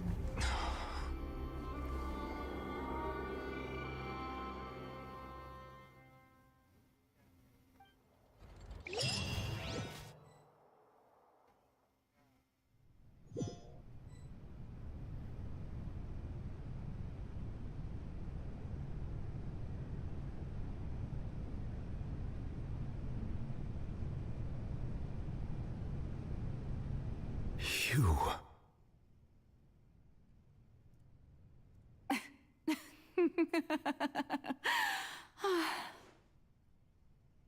Sorry. That shocked expression on your face is just We too know. amusing. I couldn't help myself.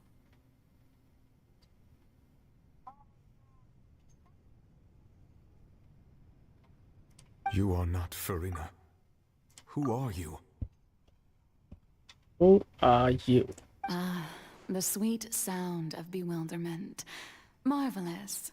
A sure sign that my attempt to deceive everyone was a resounding success. But to answer your Carlos? question, I am Focalor. You know, the god. Focalor. Why did you deceive us? Oh, that wasn't my goal, of course. Goodness, no. But I had to fool everyone else too, if I was to stand any chance of deceiving.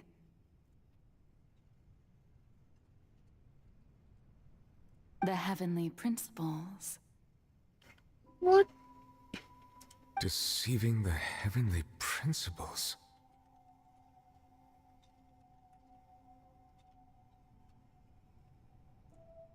It's all because of that pernicious prophecy. Dreadful, wasn't it? Everyone doomed to dissolve. Fontaine condemned to be flooded. One was not amused. In fact, one was positively bemused when that problem was thrust upon me by my dearest predecessor. That's the former Hydro Archon Egeria, for the uninitiated. And she knew full well that the prophecy would surely come to pass. And as one of the seven, she also knew full well that one defies the heavenly principles at one's peril. So yes, as you have no doubt surmised, it was a rather impossible situation that I found myself in. I spent a terribly long time mulling it over, alone on the ocean floor. And I was almost growing barnacles by the time I finally realized there was only one possible solution to this confounding conundrum. I had to outwit the heavenly principles, allow the prophecy to be fulfilled, ostensibly at least, while saving everyone at the same time. I'm a genius, I know. I can only assume that's why Egeria chose me as her successor. Although, looking back now, it was hardly the inheritance one dreams of.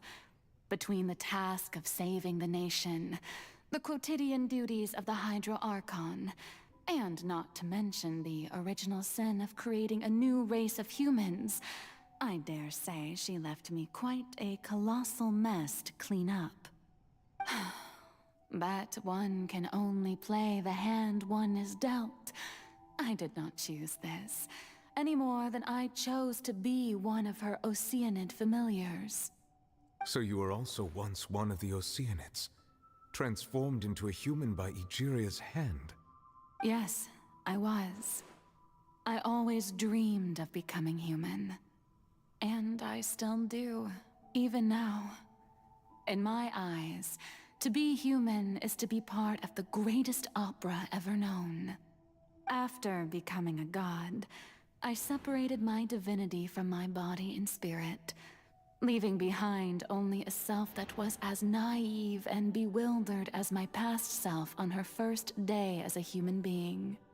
The me you see before you now is that divinity. And the human counterpart I left behind, I named Farina. She could feel joy, sorrow, and everything in between. She could be as vain and conceited, or as meek and vulnerable as she wished. Her strengths were of a kind only a human could possess, as were her shortcomings. But in my eyes, Farina's humanity was what made her perfect. She was perfectly human in every way. The person I always wanted to be. Anyway, so then I cursed her. All part of the plan, of course. The plan to deceive the heavenly principles. Do you still remember the final scene of the prophecy? The Hydra Archon, alone, weeping on her throne. In order that the prophecy might appear fulfilled, I invited Farina to be an actress, to play the part of the Hydra Archon in the prophecy. Under the curse I placed on her, so long as I, Focalor's divinity, continued to exist, she could not die. But nor was she free to live her life in the pursuit of happiness. Instead, she was forced to take the stage in the opera house, to embrace the role of leading lady, to forever play the part of the god from the prophecy, all to create a deceitful appearance of that prophecy coming to pass. I suppose now you probably understand why your court is called the Opera Epiclese. But Farina is only human, isn't she? Even though she has had a long life, her mind is no stronger than that of any other ordinary human being. I cannot begin to fathom what she has had to endure. It must have been torture for her. It has indeed. And although she is, in a sense, me in human form, I most definitely owe her an apology for it. It's been 500 years, and all along, she's been playing her part in the most unimaginably long, unbearably lonely, and agonizingly painful opera of all time.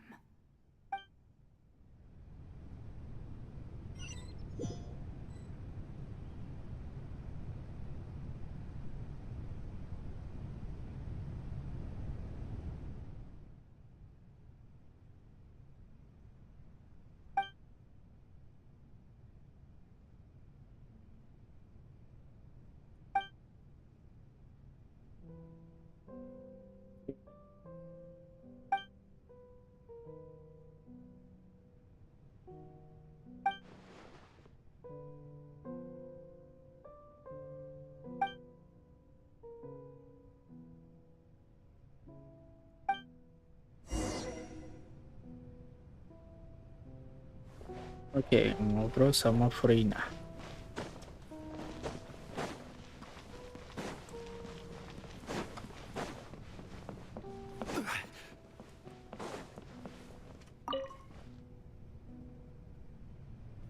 Oh, who permitted you to come onto the stage?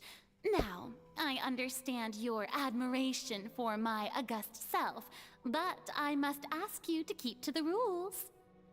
All right. It is not my intent to reprimand you. There is no need to state your name. Just be off with you. Do not distract me from my performance. Oh, do not jest. Can you not feel it? I am Focalor. The eyes of countless Fontanians are upon me. I must, at all times, display the utmost elegance and nobility.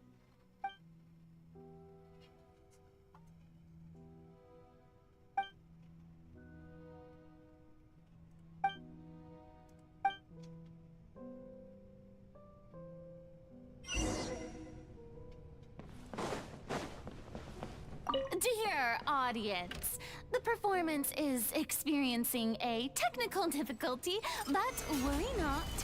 The guards shall resolve it soon enough. Tidal wave!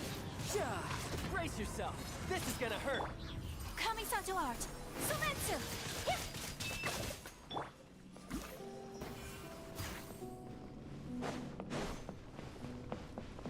Hey, what gives? The audience is still watching me, you know. Guards? Wait, where are the guards? Guards! The wind knows me.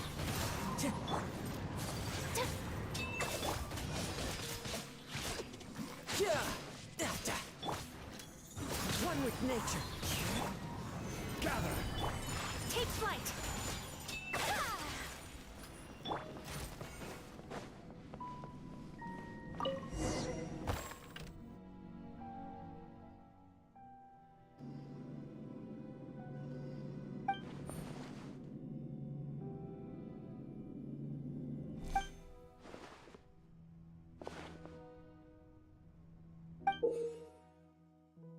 Kayak apa nih?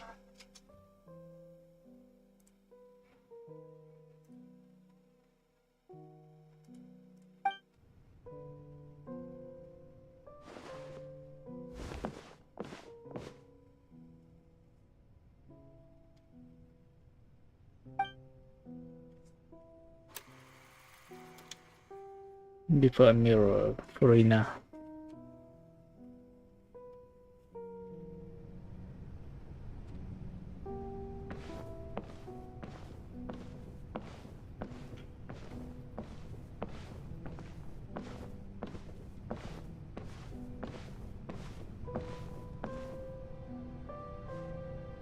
Farina. Farina. Huh? Who's that? Who's calling me? Where are you? Be not nervous. Be not afraid. I am before you. Wait a moment. You're mirror me? How can this be?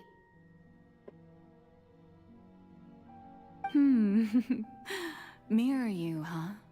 You know what? That's not bad. Let's go with that. Mirror me. What do you wish to say? The prophecy. Have you heard of it? What prophecy? Wait.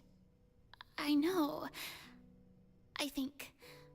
I don't know why, but it's in my head somehow. The people will all be dissolved into the waters, and only the Hydro Archon will remain, weeping on her throne. Only then will the sins of the people of Fontaine be washed away. Oh, very good. You know it well. What's going on? I can't seem to remember anything clearly. The only thing I know for sure is this prophecy. Will it really come to pass? Yes, it will. And that is why I've come to you. Disaster will come to Fontaine sooner or later. Things will develop just as the prophecy declared. There is no escaping it. But doesn't that mean everyone will die? I'm a Fontainian just like them. Will I dissolve too? Oh, don't worry. Magical meetings exist in this world precisely to give people a chance to turn things around. It is the reason why you met me today. I will tell you how to save everyone, but you may have to suffer somewhat. Oh, so there's still hope after all. Goodness, you frightened me. You spoke so much and with so much certainty. As for the suffering, well, I will admit that the first thing that came to mind was, why do I have to be the one to suffer? But if the prophecy will come true, I'll also die anyway, right? So if I've already met you as my magical meeting in this world, if there were scales, with all the people of Fontaine on one side, and my pain on the other, is it not obvious where the scales should tilt? You truly are the perfect human, my ideal. I suppose this would also be the justice that belongs to you. Huh? Don't worry, it's nothing. Listen well. Fontaine has just lost its Hydro Archon. I need you to play a role. That of the new Archon. Play as a god? That's right. You must begin a never-ending masquerade. You must never let anyone suspect your identity. If you can keep it up, then I shall have my way of defying this prophecy. But should your identity be revealed, then all hope will be lost. But how will I do this? A human assuming the role of a god without being exposed. Don't worry. What you must do is not to turn yourself into a real god. You simply need to play the role of a god as humans imagine them to be. Being a human yourself, I'm sure you already know what such an entity would be like. Remember, your true challenge will not be pursuing divinity, but contending against humanity. I'm still not sure I understand, but I'll try. I'll try to do this. So, how long am I going to have to play this role? To accomplish this mission, you will have to stay on the stage for many, many years. You will endure and not grow old until your task ends. But I promise you, all will eventually end in a magnificent and dramatic trial, and everyone will be saved. A trial? Huh. How exciting. I'll be looking forward to it.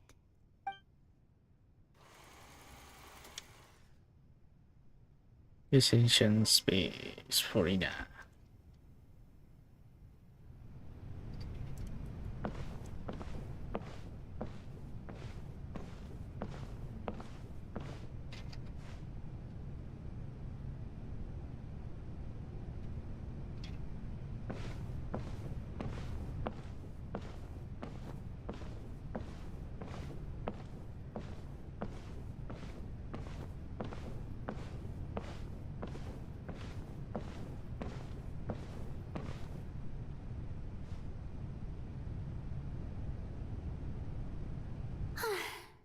The Maison Cardinalise has announced my accession, but this is my first time facing the people.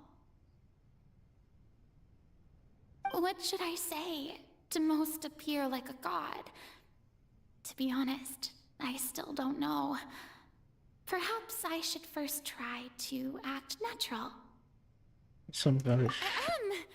Ladies and gentlemen, good evening, and welcome to the Opera Epiclese. I'm sure you've all heard about how I have taken on the role of Hydro Archon. Indeed, I am Farina de Fontaine, your new Archon. In truth, I know little about becoming a nation's new god, but it will be my honor to guide you all. As the god Focalor, the god of justice, I shall do all within my power to lead you into an age of fairness and justice.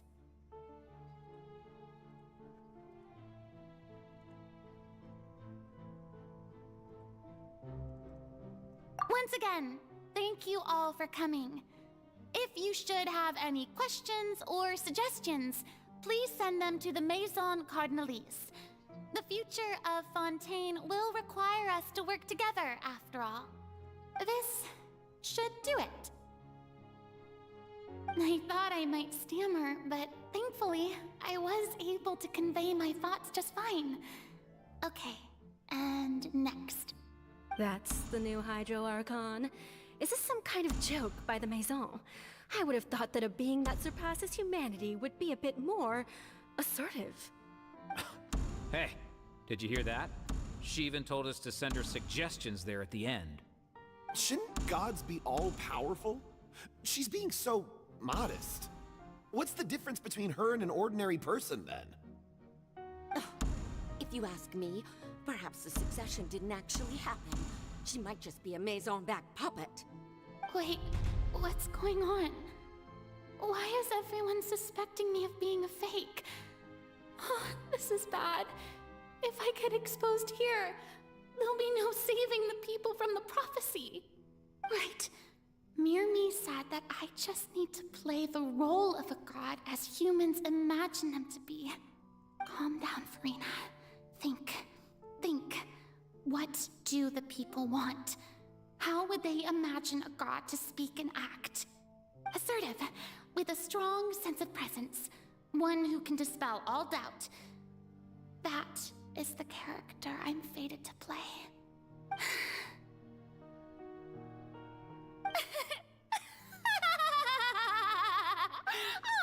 Oh, very good, my people. Only ones such as you are deserving of my rule. Now, I was wondering if some weak puppet were to one day come onto the stage and claim ownership of this opera house, would the children of Fontaine follow them? Well, it seems that you would all see right through them. Having passed my test, you are qualified to witness wondrous trials alongside my august self, here in this opera house. You may consider my previous act a door gift of sorts. I thought it was a debut that suited the atmosphere. Now then, let us be reintroduced. Ah, so that was just a performance. How could I have forgotten that we were inside an opera house? Her personality. It's quite shocking, to be honest, but I suppose it's a better look than before. Such a fascinating and bold deity. How wonderful! Our future may yet be bright after all. It seems I've turned them around. Best follow this flow and restart my accession speech. My dear people, whether you acknowledge me or not, whether you trust me or nay, I say to you, keep faith in your ardor for justice. We have heard it said that this nation's sins can no longer be washed away. Well, I say that justice is most fragrant when it blooms amid sin. The scales of justice should not weigh heavy in the hands of its God. On one side, it must carry fairness and justice. And on the other, praise and applause. May law be the prayer on our lips. May judgment be our worship. Let us light the fires and drink to the future of Fontaine.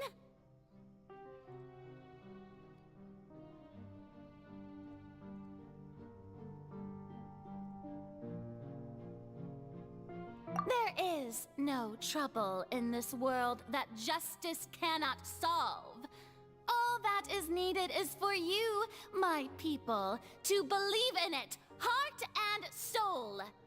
So long as I, the Archon Focalor, stand within the Opera Epiclese, so long as I stand before the Oratrice, I shall even judge the gods of this world!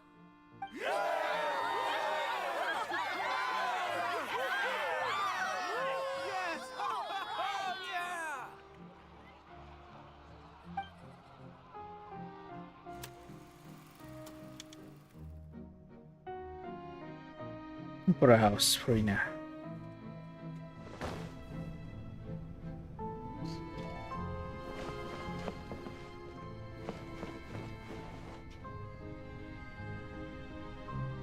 Lady Farina, here are today's case reports, as well as a summary of the follow-up for your perusal. Come now, was I not just at the Opera House in person? Leave these kinds of things to Neuvillette. Besides, none of these trials were the one that I'm looking forward to the most.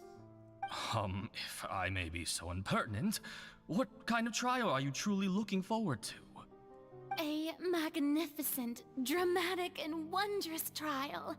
A trial to end all things. How could you hope to understand?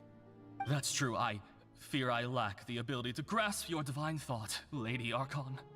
No need for fright, and do not take what I said before too seriously. Go now, do your duties.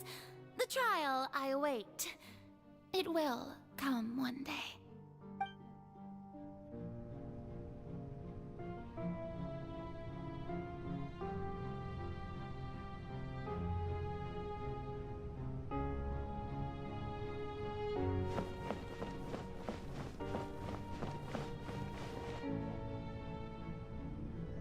Lady Farina, I don't know what to say. Thank you for agreeing to see me. No need to thank me. Or rather, thank your own sense of perseverance instead. Long have you stood in line to meet me, have you not? Oh, I'm afraid that's just an inevitable consequence of my divine charm. All right. Deuteria, is it? How is your son's illness? You remembered me, and you knew of my family, too. He is doing much better now. In fact, he is far more of an ardent believer than I. He was the one who forced me to seek an audience with you, and to bring your words back to him. Oh, good. Very good. If this should happen again in the future, please do not hesitate to come and tell me. Going down to citizens' homes every so often, while not usual practice, should serve as a fine change of pace. Ah, you're such a gentle and wise god. Thank you once again, on behalf of my son.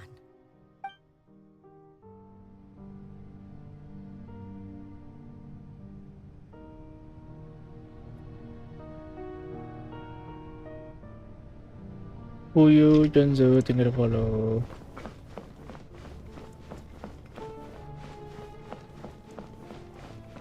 Konnichiwa.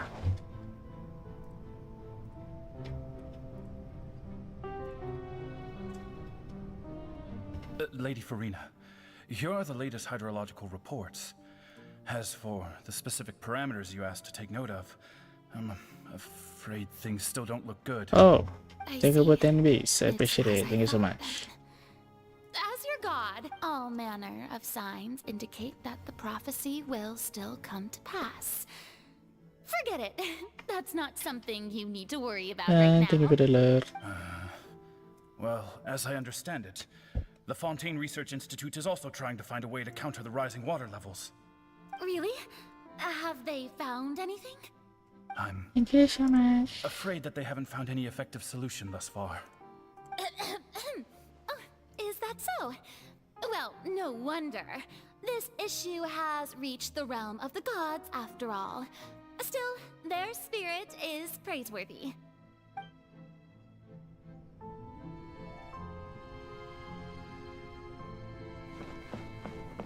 Ah, nasa sini. The day is finally over. I haven't had a moment to breathe this whole time.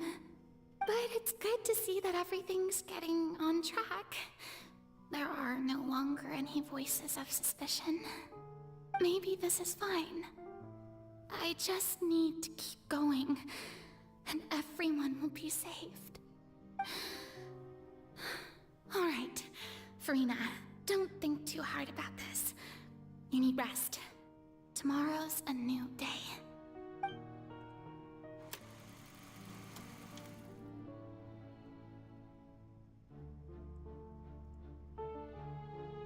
Lady Farina, here are the new trial reports for the latest cases, as well as a summary of the follow-up. There'll be no need for that. I've seen them already. There's no need to go back over scenes I've witnessed in person before. Lady Farina, I've waited so long for this chance to see you in this manner. Indeed, my dear, loyal citizen. This joyous moment is an honor for us both. Lady Farina, we're detecting significant hydrological anomalies near Poisson. Understood. Keep monitoring. Keep me informed should anything come up at the Institute.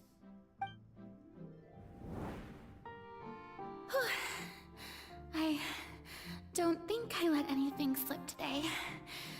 I must show the people that there is nothing to worry about. I just don't know when these days will end. I feel utterly exhausted. Best to rest early today, too.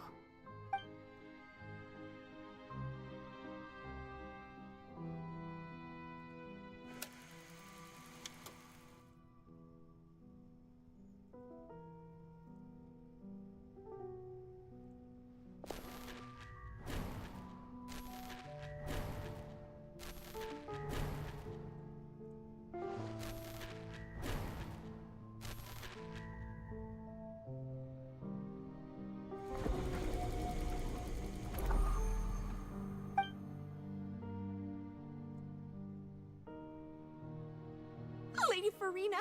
It's like a dream being able to speak with you up close like this.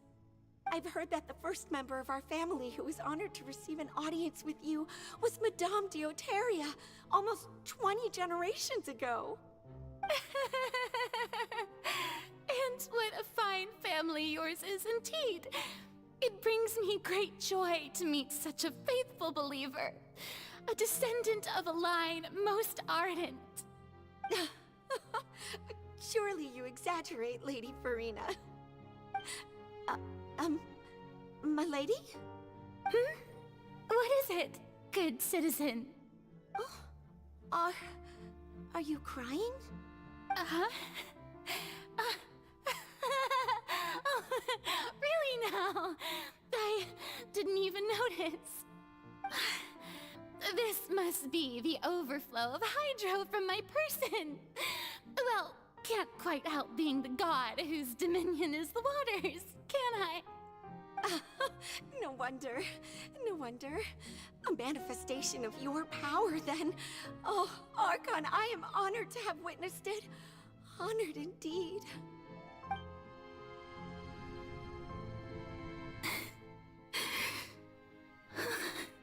So interminable.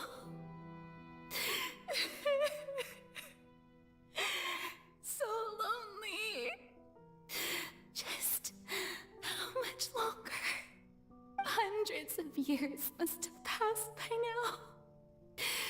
Perhaps the show must go on for hundreds more. I never imagined that it would hurt so much. Have I reached my limit? No. Perhaps I reached it long ago. Today I didn't even notice my own tears. I want to tell someone, anyone, about this. But would that not destroy all I've done so far? I've conducted so many investigations across the centuries, but there's not even a sliver of hope that we might break the prophecy. All I can do is keep heart.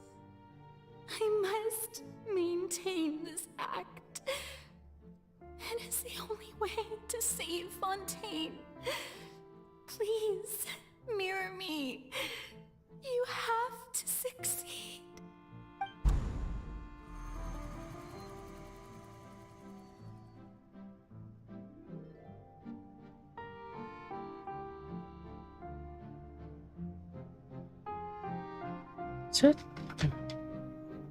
Farina, you don't have to shoulder this burden alone. Although I don't know what you might be keeping from everyone. Your people are more than willing to share your burden with you.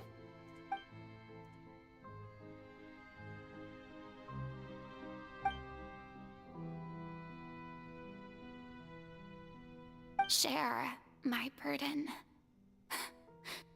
That's impossible. It was fated right from the start that this would be my duty alone. But even if your burden doesn't need to be shared, you can still choose to confide in someone. Just share it with me. I'm what you'd call a witness. A witness? Yes. I've heard that you came to Tevat from beyond the stars, yes. In other words, you never belonged here. And if Tevat is, in its entirety, a show on a stage, then you're just a spectator, aren't you? If that's the case... He's right. I could confide in him, couldn't I?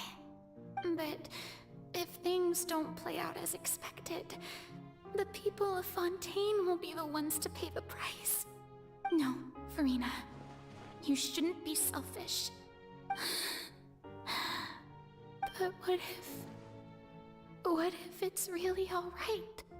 Farina, you've worked so hard for so long. Surely it would be okay to put yourself first for once.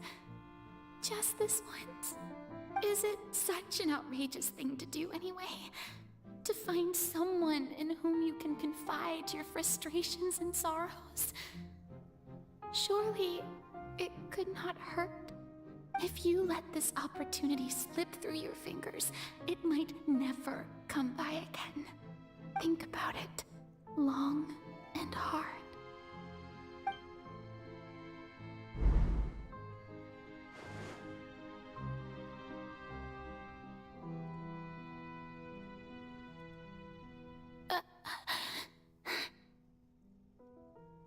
No, I have nothing to say. I am Farina, the Archon of Fontaine. Everything will surely get better. All you need to do, dear spectator, is to witness my performance until the curtains fall.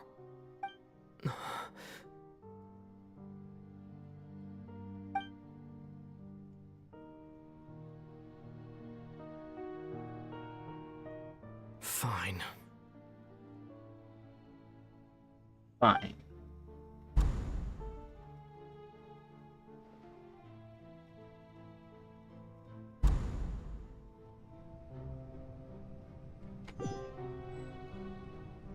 So even Farina doesn't know the truth?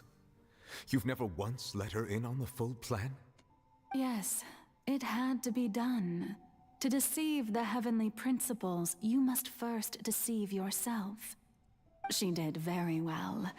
If she had let her resolve falter even once in these 5 centuries, Fontaine would have been doomed to the most tragic fate. It seems that trusting humanity was the right decision after all. I believe that I understand how your deception works, but that is only half the truth, is it not? How would you build on this foundation to save the people of Fontaine? That is the most important thing. Ah, good. Of course, the Iudex of Fontaine has pinpointed the crux of the issue. I'm sure you've long sensed that the Oratrice is no simple machine, yes? I've always suspected that it had its own consciousness. And Lenny did mention that he heard a human voice within the core chamber. It now seems that that person was you, hidden within the machine all along. Am I right? And then I became one with the Oratrice, taking Fontaine's gnosis with me. Yes, it would seem so, wouldn't it? Alas, your understanding of this device still lacks sufficient depth. In truth, it is no enactor of justice. It is, in fact, a device created to kill the god of justice. I beg your pardon? Oh, you have it. And to be more precise, not only will the Oratrice take down the god of justice, it will also take down the divine throne upon which she has been placed. I mean, did you think I would be the sort to enjoy peaceful repose while Farina suffered? My work over these last 500 years has been to constantly accumulate indemnitium within the Oratrice. But really, some have already discovered that only a small fraction of the energy generated by the device was ever used to provide power to Fontaine. The vast majority had to be, accumulated to enact this death sentence. It was all a part of your plan then? Both the trial and the sentence? Indeed. This power, accrued over 5 centuries, could have sustained Fontainians for millennia, had it only been used for that purpose. Almost all of it has now been stored within the Oratrice.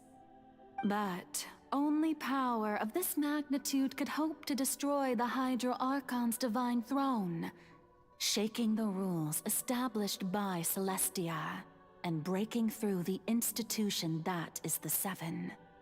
So the Oratrice's call for death was for neither Farina nor Focalor, but for the Hydro Archon. The destruction of that divine throne. If I do not misunderstand your intent, you must be... Returning what's rightfully yours to you, of course.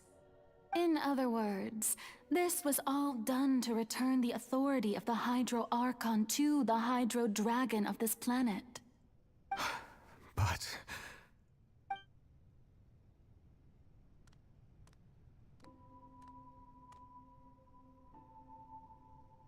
Oh, what? Getting sad again, are we? The authority of the ancient dragons shall soon be yours once more, O Hydro Dragon Sovereign. And this is the face you make. all you've done Pertanyaan gue throughout cuma the satu doang. years is just so you can sacrifice yourself Ini at the bilik. very end. I've never quite seen it that way, you know. Even now, I'm quite pleased at how well my deception worked. Real Hydro Icon. Is real.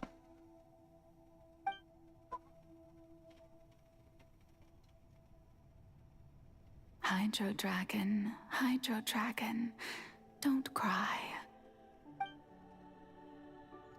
I must say, had it I been see, within my yeah. rights, I would have loved to judge the heavenly principles themselves. Were they not guilty of essentially the same crime? Egeria stole the power of the primordial sea, and the heavenly principles stole the power you ancient dragons possessed. I, for my part, am the god of justice. And is it not just that your original powers should be returned to you? Speaking of justice, I have always believed that justice lies in the process of pursuing human existence itself. So, if the theft of the primordial sea's might was Fontaine's original sin, then, leaving matters of procedural right and wrong aside, the descent of the Fontanians as humans and their right to exist in this world would be Fontaine's original justice. In other words, existence was Egeria's justice, and to me, justice is the continuation of that existence. Defying the prophecy and ensuring that Fontaine's people shall live on, that should be the justice enthroned over all others. At this point, we, whether it be myself or all other Fontanians, have shouldered the burden of this sin for far too long. Iudex Nervillet, the highest judge in our land, when you regain your full power as an elemental sovereign, what verdict shall you pass upon us? So when I was invited to the court of Fontaine to serve as Iudex, I see now that that was your idea too. At last, I now understand the true purpose behind this position. In the beginning, I was uninterested in human existence. But these 5 centuries of living alongside them have gradually brought about mutual understanding between us. And I have even attempted to feel as they feel. You are a devious one, Focalors. Things being as they are, surely you know that I could never declare them to be guilty.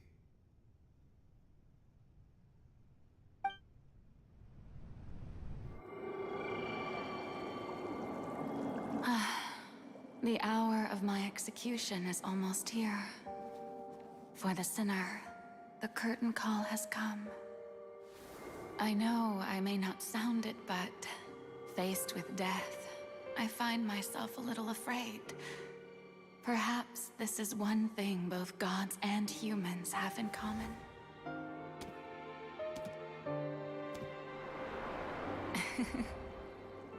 Farewell, Nervillet. I hope you've enjoyed the part you played these 500 years.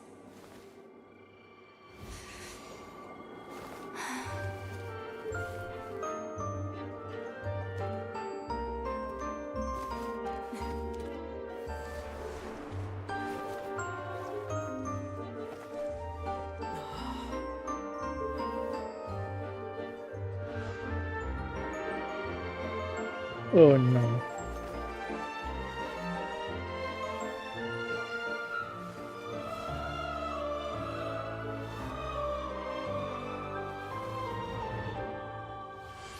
I must cry.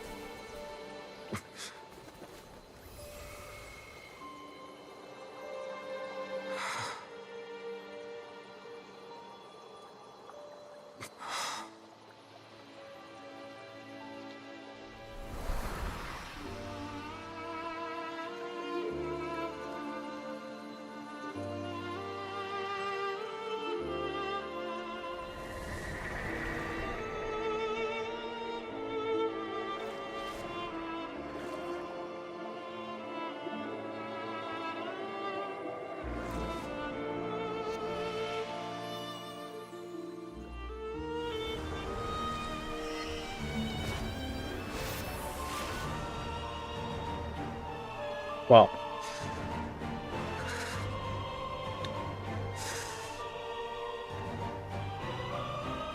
I, Eudex Nouvelet, hereby declare, people of Fontaine, your sins are forgiven.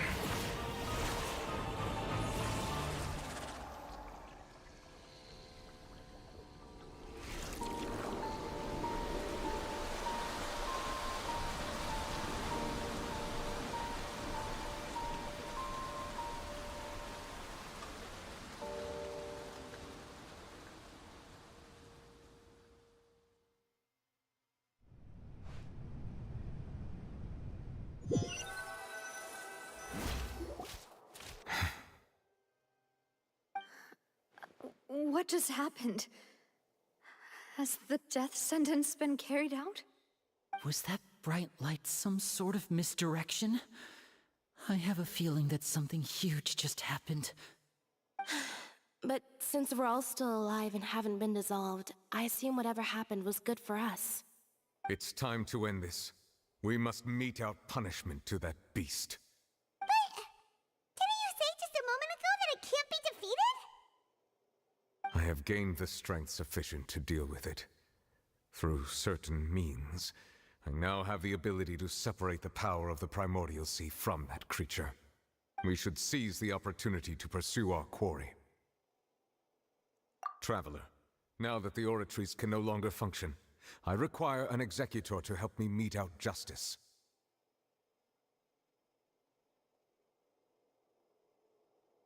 The root of the calamities befalling Fontaine, the beast that enacts the prophecy. Its name is the all-devouring Narwhal. Come with me, traveler. The hour of execution has come.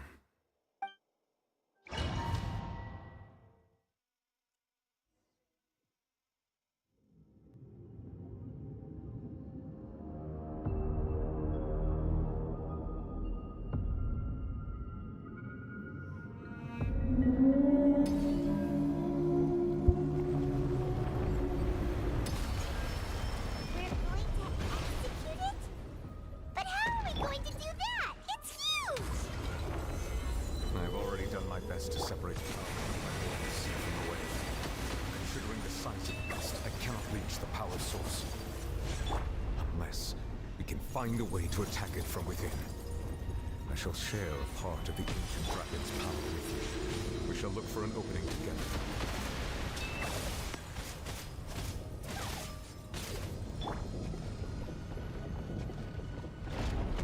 I can feel its sorrow turning into hostility.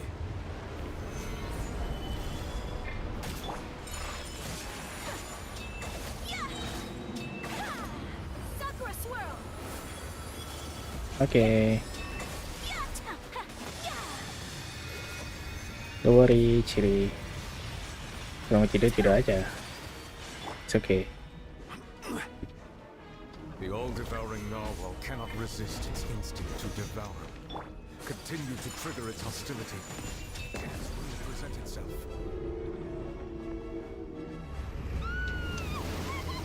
Udah disedot.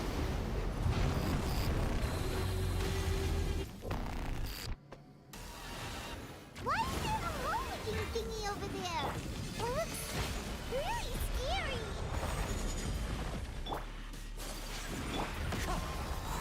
As one with wind and cloud.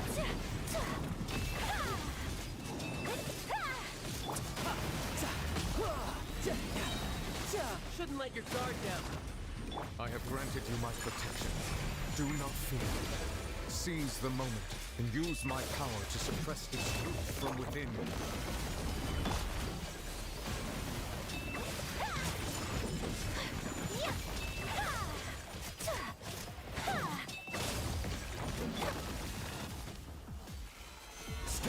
Thế kéo. Whirling snow. Yeah. Embrace the ice.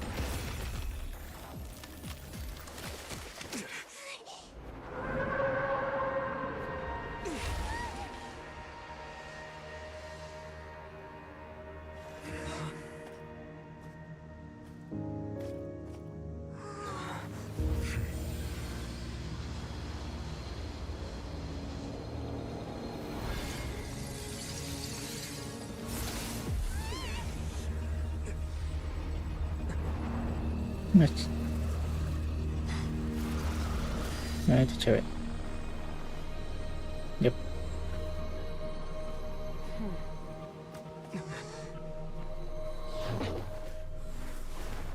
Aduh.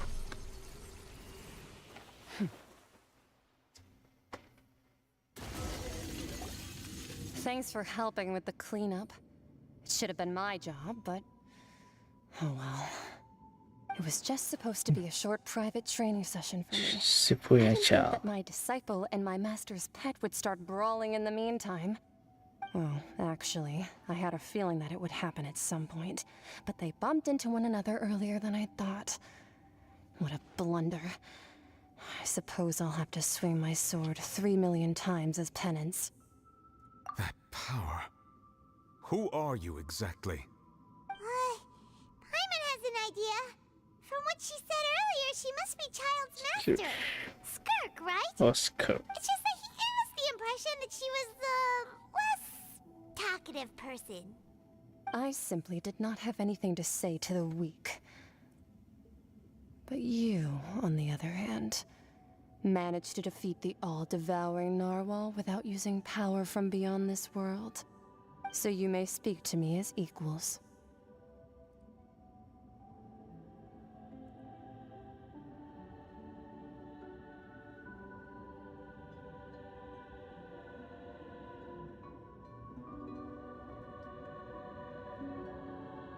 I have to agree. It's a strange use of a planet's primordial waters just to raise an all-devouring narwhal. That kind of power is wasted on it. It's not cooperative. It eats too much. And I have more important things to do with my time than pet sitting. The only thing that creature has going for it is its looks. All in all, it fails as a pet. Miss Skirk? I think you might have missed the point. The point being? Well, being that this pet almost destroyed an entire nation. So what sort of person is your master? Well, Child's master's master. Wait, is that right? Oh, right. So you don't know him. Sorry, I assumed you did. His name is Sertologi.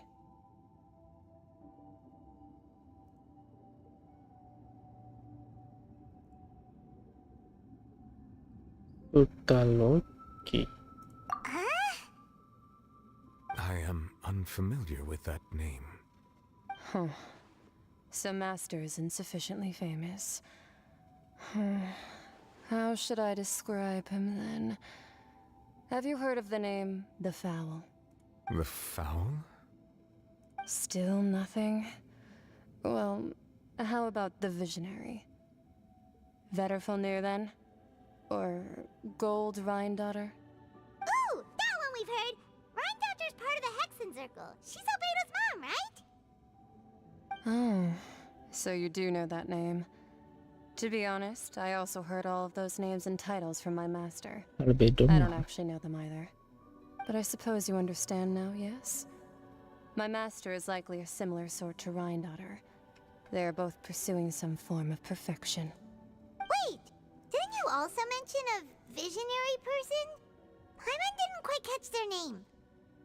Actually, never mind that. I believe it expedient to inform you that the all-devouring narwhal used up nearly all its strength fighting you. Such roiling hydro energies will prove difficult for the planet's deep seas to digest. As such, the fontaine back on the surface has most likely been thrown into chaos. In other words, the prophecy that you've been fretting over should now be in full swing. What?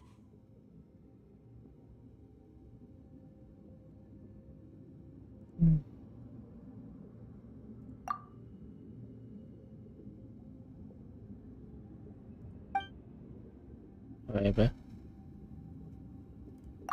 Not to worry. Focalor has already managed to deceive the heavenly principles.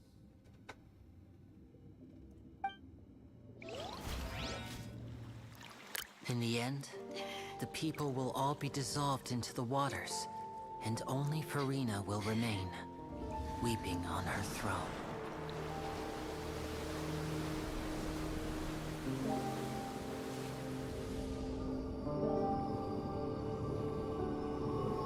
Only then will the sins of the people of Fontaine be washed away.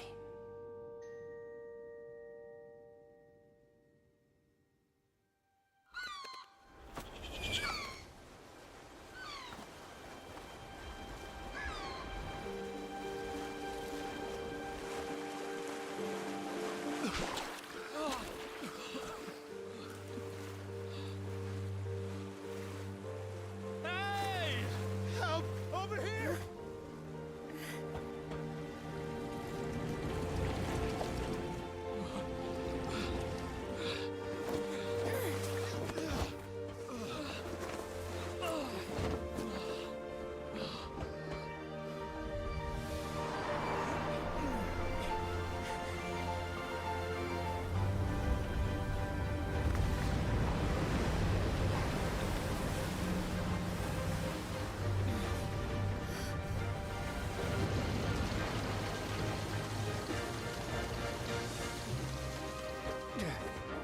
All hands, initiate emergency rescue!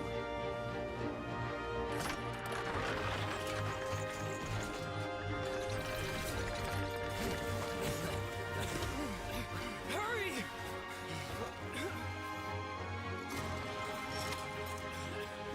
Hey, lend a hand!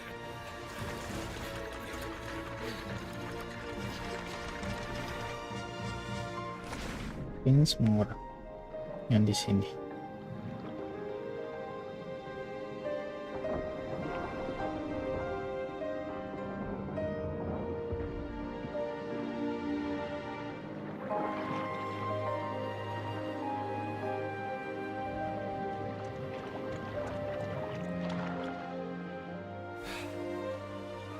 Look! The water's receding!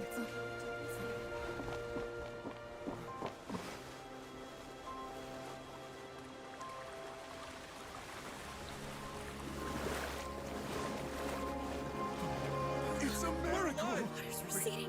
We didn't dissolve. The prophecy was wrong. The prophecy was wrong.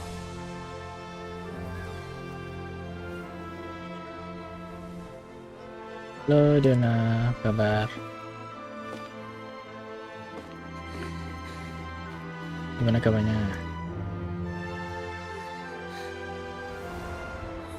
Are you alright? We're safe. The prophecy was wrong.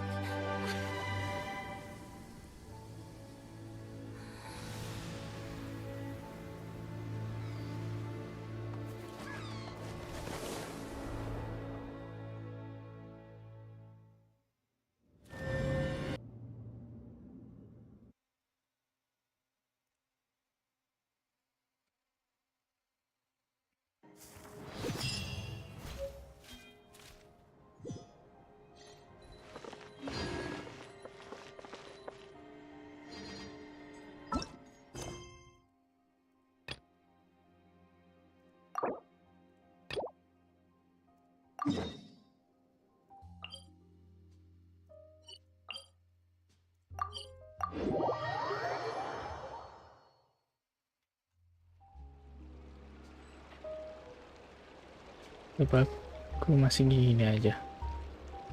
Apa?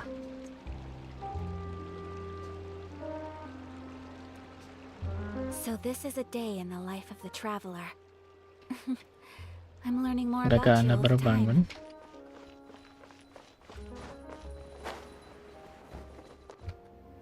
I'm very sorry, Charlotte, but my sister and I are quite busy today. I'm afraid we'll have to decline this interview.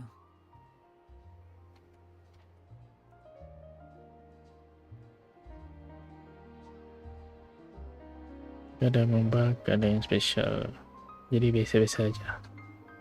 Oh, please, Linny, I'll only take a moment of your time. If you would be so kind. Huh?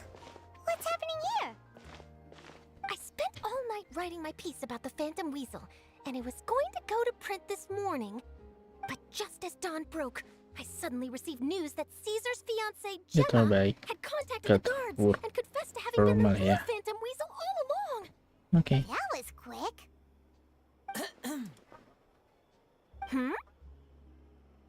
Too late, bro. That was quick, you say? It sounds like I've got some catching up to do. Please, fill me in.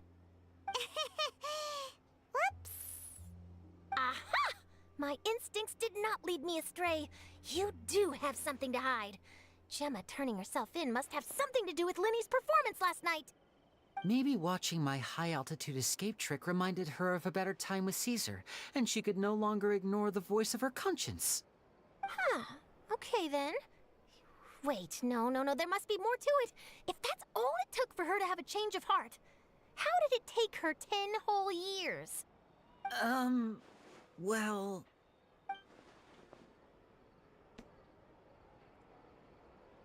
Oh, I remember now! You and Gemma were nowhere to be found after the show. What happened between you? Quickfire question! Where did you all go after the show? Oh, we went to the cemetery and Linny did a private magic trick just for us. Actually, glad you mentioned it, because that reminds me. Guess what? Linny started using rainbow roses in his tricks. Baik. What? I don't recall ever having received a rainbow rose from you myself. Is this supposed to mean that they're Begitu more dong. important to you than your own sister? No, I just, What now? Oh, did Paimon say something wrong again? This is getting pretty awkward. What do we do, Traveler? Seems like this interview wasn't meant to be. Well, never mind. There's always next time. Forgive my persistence, but when there's explosive news waiting to be found, I can't turn away. The news about Gemma has already made waves, and I'll stop at nothing to get to the bottom of it all. Apparently, one of the things she said to the guards was that her final wish is to see Lorenzo one last time. There's clearly a web of complicated relationships there.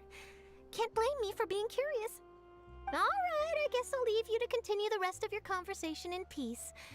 Bye for now.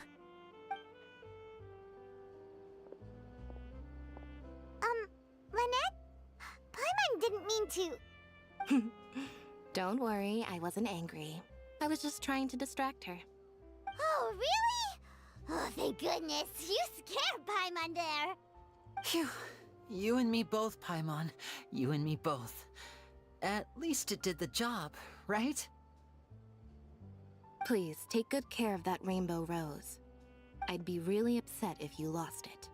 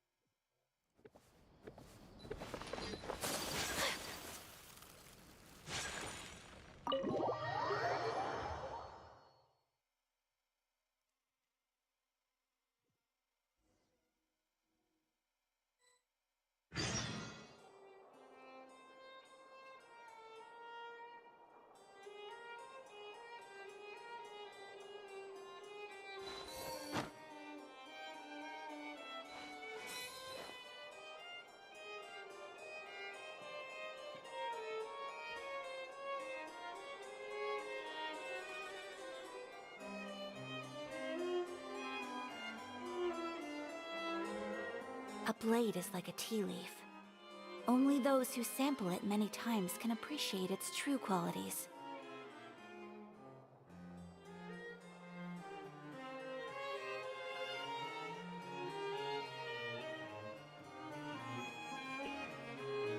Episnya ngeri. Iya. Ya.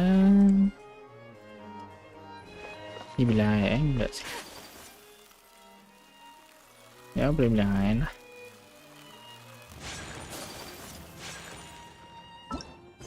Belum bisa. Udah.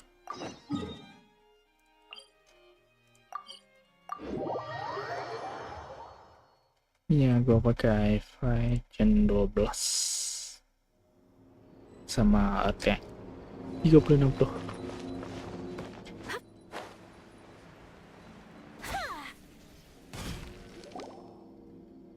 The soil renewed. The Spina tax post-disaster rebuilding. I recently visited Poisson Dan to saya meet lagi with Miss nongkrongin Navia, spokesperson of the Spina and we spoke about Poisson's present and yang future. attack Old soil can still 5000 give birth series. to new bloom, Boleh Miss nunggu. Navia stated. Hope is like seeing a small cookie when you're starving late at night. You just need a little of it. Skyship Winglet, lunar brain of the Fontaine Research Institute.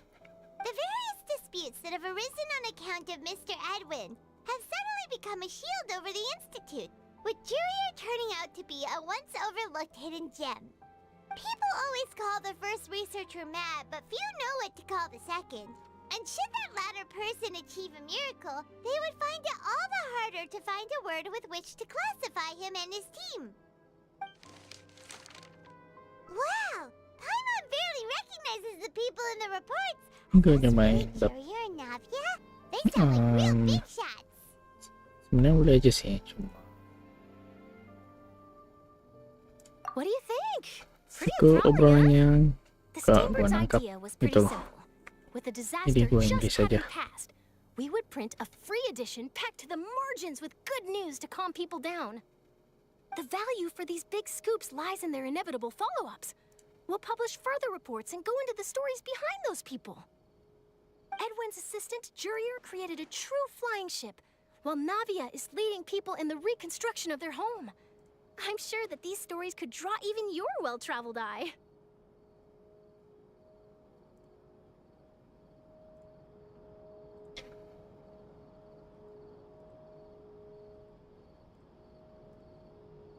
Paimon's curious too! Wait a minute. Didn't we watch everything happen from start to finish? What's there to be curious about? And that's exactly why I'd like you to come conduct interviews with me. You're the best incubators of news, if you haven't noticed.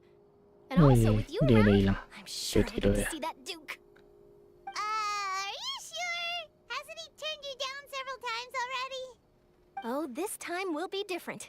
Come on, let's head to Poisson first, and then make a trip to the fortress. There are some things you'll only know when you get there.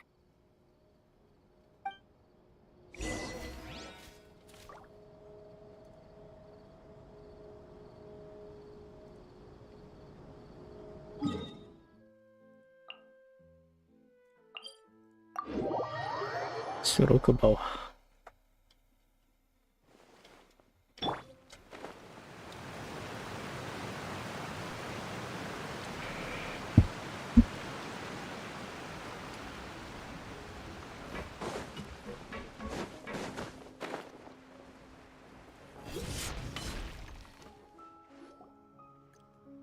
Navia! Berapa? Oh, it's you. 57. What brings you all here? Hey, we're just having a look around. I'm here to update myself on how things are going here. Oh, the Fatui are here too. Let me introduce you. This is Mr. Garunt Snezhevich. He represented the Knave in sending us a large amount of supplies, and is helping with our work. Our residents are hard at work as well. Thanks to everyone, work is progressing nicely. We've lost a lot of people, but we're moving forward. That will have to be enough. Hello, Miss Charlotte. I'm a big fan of yours. I especially like that article you wrote last year about Fontaine's stray cats. But if you don't mind, could you not emphasize our role too much in your report? It's not charity we're doing here. We just happen to share the same interests as the Spina. I get where you're coming from. I'll keep it as simple as possible. Or would you be willing to feature as friendly neighbors? That would be fine. Thanks. Oh, you're back too. Yes. We finished laying down the construction materials. It'll be another hour before the workers are able to go over there. Huh? You're here too, Clarant? Well, her reputation's greatly risen after that whole duel business with Miss Farina. So she's here in Poisson to wait out the heat. All right. She really came here to help me out. There's too much to consider in the reconstruction of Poisson. The Spina has need of more decision makers. And, well, I do already happen to be connected to Mr. Callis. Oh, wait just a moment. Do you mind me asking a few questions? You know, about how you felt before the duel, about what it was like facing down a god. There's lots of exciting material there, I bet. Forget it. I'm sure you can find a better theme than that, Miss Charlotte. I see you're the same as always. Couldn't you do me a favor, for Navia's sake? Well, if we're talking about doing things for my sake, you might as well just take a few more photos of me. Or of the Traveler. It's better than wasting time persuading Chlorand at any rate. Of course I will. I'm not gonna let him off that easy. All right, then everyone who wants to be in the photo, gather up. And smile.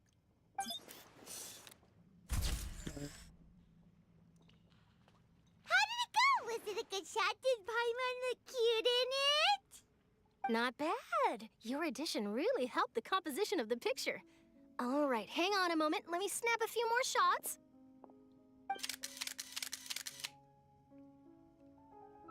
All right, that should do it. I'll be back here later anyway, so let's call it a day.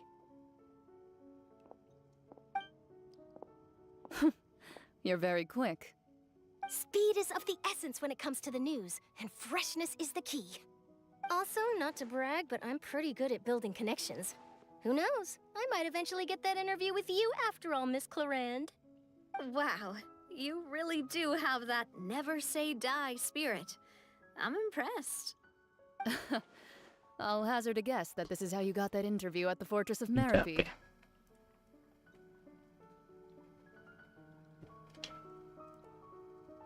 Whoa, you're well informed. Let me make a guess too. I asked Sijuin, who told Monsieur Nervillette, and he told you, right? That's a very complete information chain.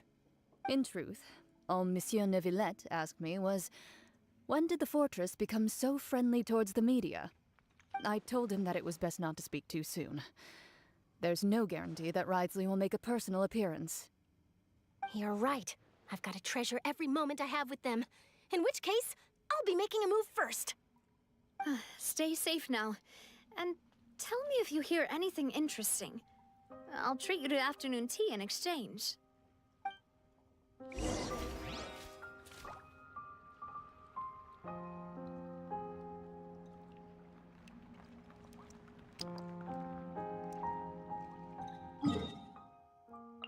Suruh ke sana.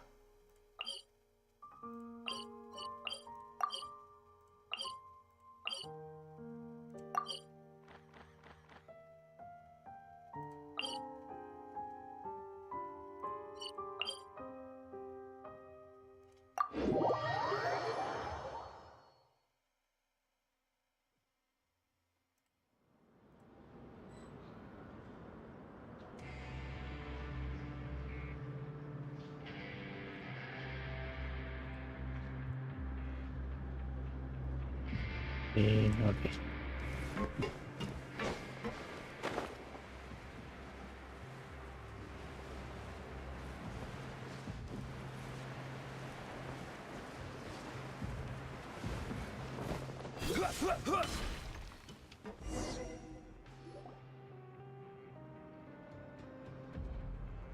Wow, guess we're here again, huh?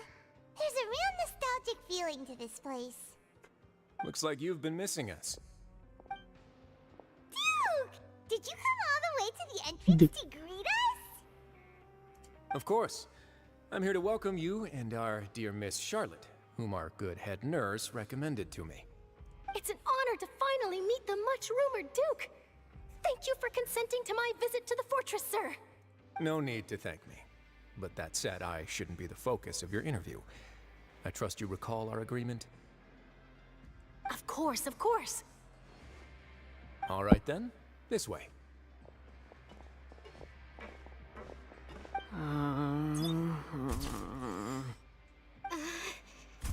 BTW lu lagi main di mana?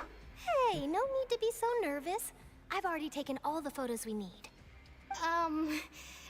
Miss Charlotte, do these pictures really need to be published on the cover of the Steambird? It would seem that Miss Lorvine doesn't want her face to appear beside that of Mr. Jurier, hmm? Sir, please don't say things like that. But it looks like dear Mr. Jurier denies it. Might this interview be very important to you then?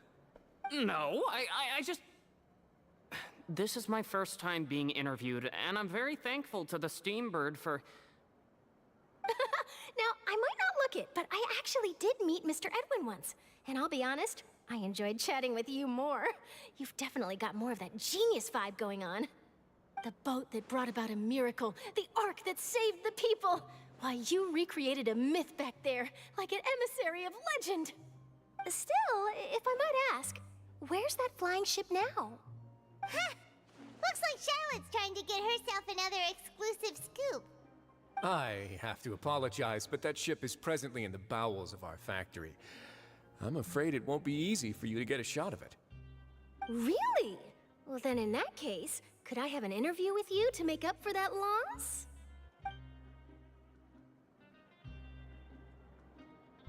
You already know my answer, I'm afraid.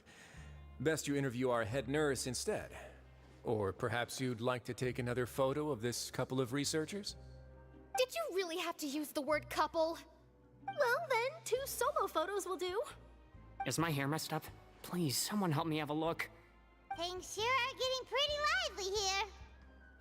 We've seen this kind of thing before. Oh, seems like everyone's here. Would any of you like to try this new drink I came up with? Ah, Siegeween. Hey, Miss Charlotte. Why don't you, take some pretty photos of our head nurse? Sure. Come on, Miss Siegeween. Over this way. Let's find a brighter spot. Huh? Sure. Do I have to smile? So, how have things been at the fortress? Same old, as you can see. Fontaine's undergone some changes, but this place is still more or less the same. Other than that flying ship, it got a tad too much attention, I think. That's why I decided to let the interview go through. We should direct more public opinions toward the behind-the-scenes heroes. Am I right, Mr. Jurier? Miss Lorvine? You're too kind, sir. I believe that you too should have your day in the sun. Not that you would want that, which is a pity. I'll just leave the spotlight to you two.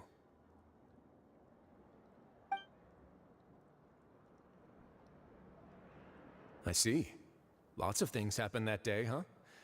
Anyway, regarding that Harbinger, I'm not sure you remember, but his 3 young followers are still waiting for his return.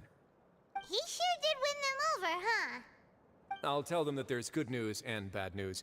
The good being that their boss seems fine, and the bad being that they must face extended sentences for abetting his escape. Oh, actually, what about you? Are things gonna change for you too? What change can there be? The fortress will keep chugging along, and so will my duties. As to what Miss Farina's departure will mean for the nation, and if our laws and governance will be transformed, we'll leave those to the folks in the overworld. Hey everyone, the photo shoot's done. Good. In that case, let's call it a day here. Thanks for your cooperation. Come on, Traveler, let's go. Till next time, everyone. There'll be a next time? Maybe.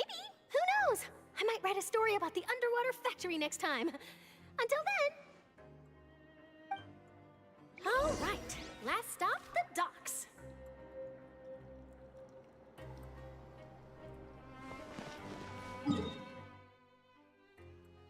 Siapa aku?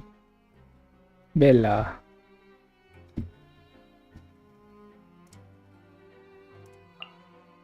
Kok main gitu?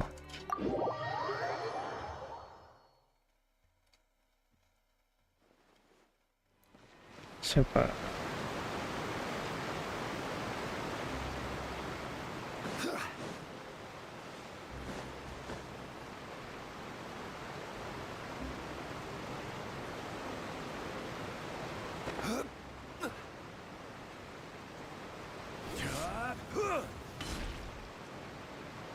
Siapa aku? Bella.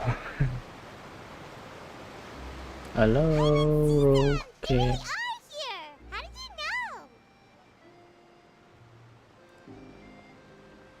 Navia mentioned that she stayed in touch with Linny and the others after working together. Apparently, they've been at the docks distributing these Hello, strange Rio. pockets the whole time since. Traveler, How are you? Ah, and Miss Charlotte, too. Would you like a magic pocket? What sort of gadget is it? It's a wondrous bag that can be used to carry many things. The water level has returned to normal, but if you see any of your things floating around, you can use this to carry them. Recommend Rio. Or you could trick a friend into doing it for you. Trick a friend? I wonder which of my friends would fall for that.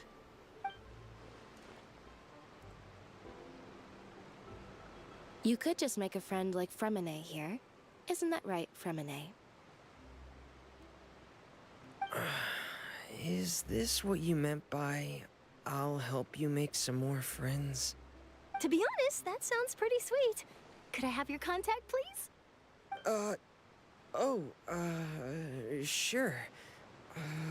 Please, write down my address. Lynette sure is working hard to help Fremine socialize. He was the one who proposed doing this. He even wants to assist in our magic shows. Yes, I was planning to first introduce Pear as an assistant, and later Fremine himself. In the future, I think we can leave underwater escape magic to him too. That said, would anyone want to see a diver escape underwater? Oh, it'll work out. Every journey begins with the first step. He'll become a part of our show eventually. Lynette, could you come over? Miss Charlotte says she wants to take a picture of us. Got it. My, that Charlotte is rather perceptive. She got rid of everyone the moment she realized I had something to say to you. So, how have things been, Traveler? Father says that you did a great deal during the latest events. She's very grateful for your contributions to Fontaine. That's all right. We were more than happy to help. So, what's she doing now? Oh, I guess you haven't heard. Well, after Lady Farina left, Father and Monsieur Neuvillette opened negotiations, during which he gave Fontaine's gnosis to her as a diplomatic gift. A diplomatic gift? A gnosis? Yes, I was quite surprised at first myself.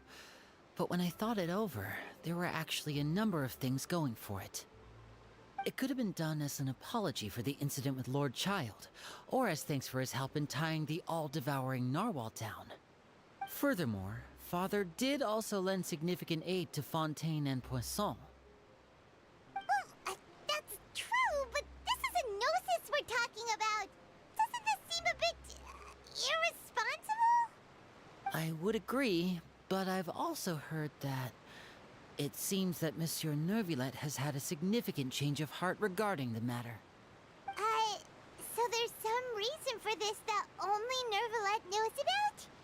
I suspect you'll have to ask him about that yourself.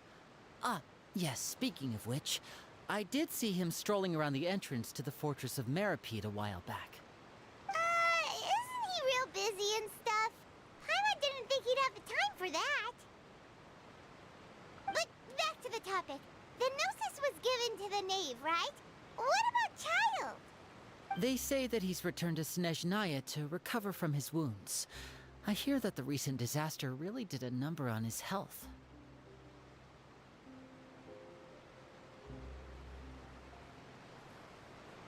Maybe climb one of our When you think about it, we've had loads of run-ins with the Fatui.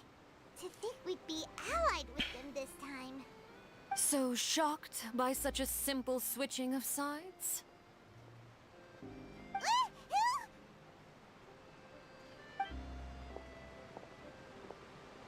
Father! Well, well, what do you know? Come to the docks to see how my children are doing and meet the traveler by chance. Please do not pay my accomplishments in Fontaine too much mind. I would have done them regardless. Are you going to take the Gnosis back to Snezhnaya? That is our duty as harbingers, yes. Don't be too preoccupied with sides. The goal of the Fatui concerns not a single place or person, but the entire world. With such a grand goal in mind, it is inevitable that we must wear many masks. Switching my masks is something I've always done.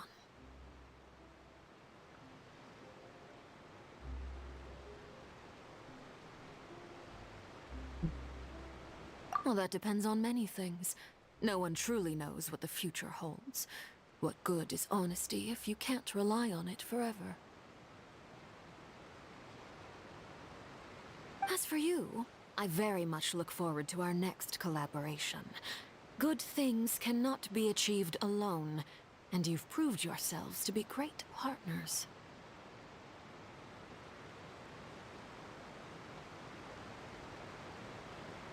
A vision? All right. I'll remember to return it. Thank you for keeping it safe for him this entire time. And that's a wrap for me. Huh? You're... Greetings, Miss Journalist. Hello. If I'm not mistaken, there are diplomatic channels I'll need to report to take a photo of you. That is correct. So forgive me, but I will not be able to serve as a subject in your article. However, feel free to write as much as you'd like about our dear magicians and our upcoming rookie talent. I will. The sea breeze is quite pleasant. I shall continue my walk while the weather remains so agreeable. Farewell. Farewell, Father. Oh, she has such an intimidating presence. I didn't even dare to take a picture. Thankfully, I've already wrapped up all my pre-scheduled interviews. Thank you all. This'll be more than enough for me to write about, I'm sure. Don't be too nervous. Why don't you take a magic pocket before you go? Here, Traveler, Paimon, you take one too. To move things about? That's right. Funny. I was giving out magic pockets when we first met too. And what do you know? I'm doing the exact same thing right now. So many things have happened, but the pockets are still the pockets. I guess this must be life. We will all follow our own paths, and serendipity will lead you to your fated friends. All right then. We'll be handing out pockets in some other districts later, so we'll get going now. Have a good day, you two. Yeah. Well, guess we sent Charlotte, huh? Shall we go see what Niblet's doing? As long as he's not so busy that he doesn't have time to chat anyway.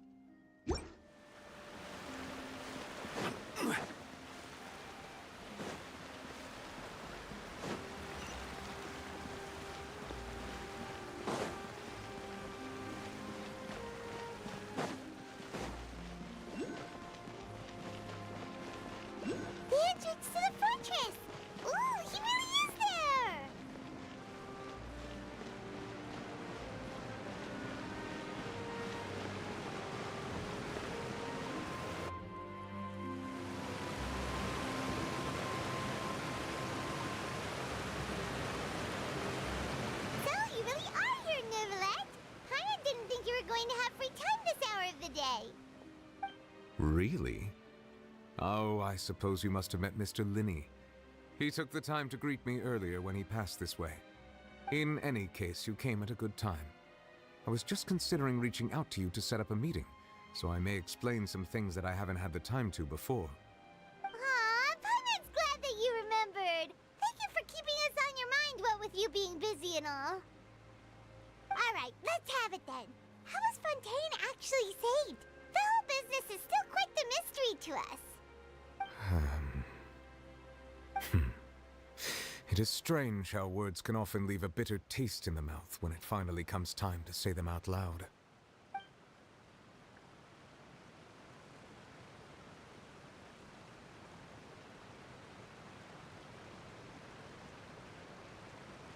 Whoa. So that's what happened?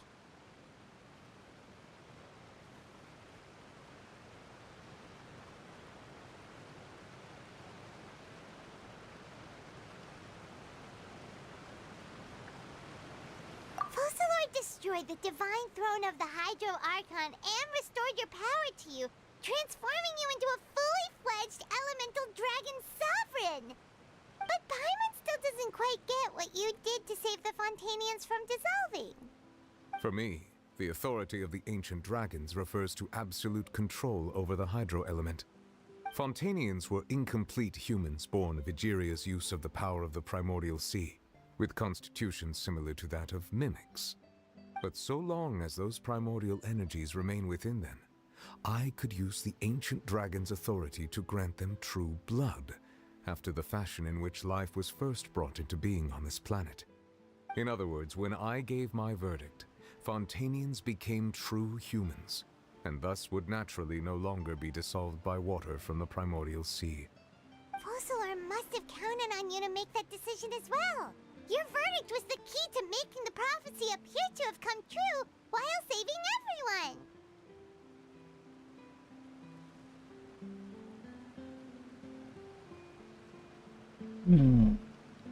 Seeing you to again.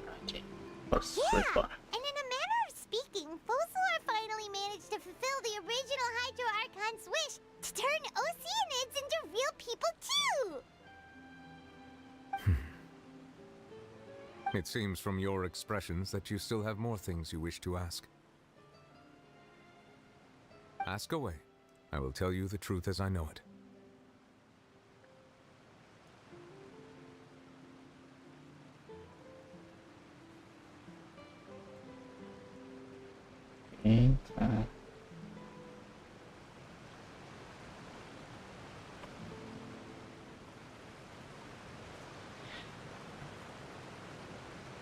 I have investigated his case along many avenues, and I have learned that he once fell into an unknown chasm when he was young. There, by chance, he awakened the all-devouring narwhal. But whether it be by sentiment or reason, that should not have been enough to consider him the root cause of the disaster. At most, he would have had tangential liability. As for the judgment passed by the Oratrice during the trial, whether it was due to that liability by association, or Focalor deliberately using him to buy time for us on the assumption that he would be able to hold the creature off, I cannot say. Guess Focalor had Fontainians in mind the whole time. In the end, it was thanks to her that they finally became real humans. Hang on a second. Paimon suddenly got another question. Back when Fontainians hadn't yet become real humans, were the children they had also transformed Oceanids? Life has always flowed like water. Do you recall how Fontainians would often come to the Fountain of Lucine to pray for children? Yeah! Lynette said the fountain is where all the waters in Fontaine converge. In truth, even those couples did not know that such prayers were no mere custom, but instead a form of ritual. Those Oceanids who were blessed within the spring water would later descend as new humans in the coming months. Paimon sorta gets it now. Either way, seems like this ritual won't be of any further use, but it'll probably live on as a local custom. Ask away. I will tell you the truth as I know it.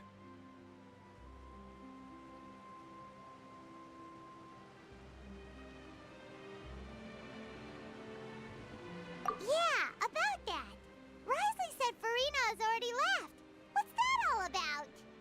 Ah, Lady Farina. The people are only aware that her death sentence has not been carried out. She abdicated the post of Hydro Archon and left affairs related to that title to me, before leaving the Opera House. I related Focalor's words to her faithfully and completely. After hearing them, she seemed neither saddened nor comforted. She simply said that she was tired and needed to rest. Having said that, she then packed her things and moved out of the Opera House, not unlike how an ordinary person might. But she's still got a place to stay, right? You need not worry.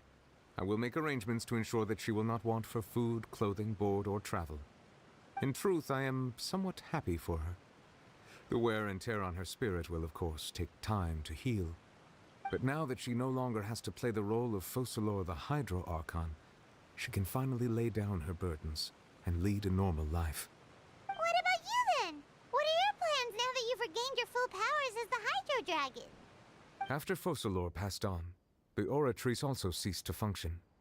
This matter will directly affect our trials. After much careful consideration, I've decided to take over its role in our courts. From now on, I shall hear cases and pass verdicts by myself. Looks like you're still considering stuff from the perspective of the Udex, huh? As an elemental dragon, there are indeed many things that I must do. But this power and this duty, in a manner of speaking, you could say that both were granted to me. As such, before I attend to my other responsibilities, I must first and foremost continue to serve Fontaine as its highest judge. The duty of the Hydro Sovereign and the duty of the Udex shall coexist within my person. Additionally, the Hydro Archon's departure has brought about another problem, which is that the Opera House shall no longer produce indemnitium. That's true. That power was derived from the people's faith in the Hydro Archon, wasn't it? Wait, but the various mechs and machines in the city are all still okay. Where are they getting their energy from? As I am now, I have full command over New Musia, and it can serve as a complete substitute. Another reason why I cannot quite leave Fontaine immediately. Wow. This ancient dragon's authority stuff is really quite useful, huh? Ask away. I will tell you the truth as I know it.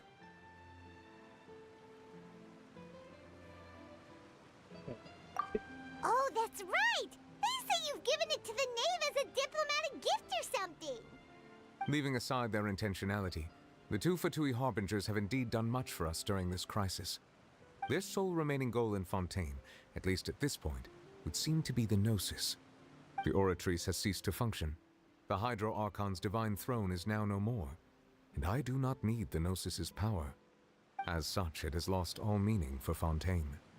If the Fatui have impure designs, then we might as well accede to their request now, and avoid unnecessary conflict. What complicated considerations? Paimon thought you were just giving it to them out of gratitude to the knave and as an apology to Child. Ask away. I will tell you the truth as I know it.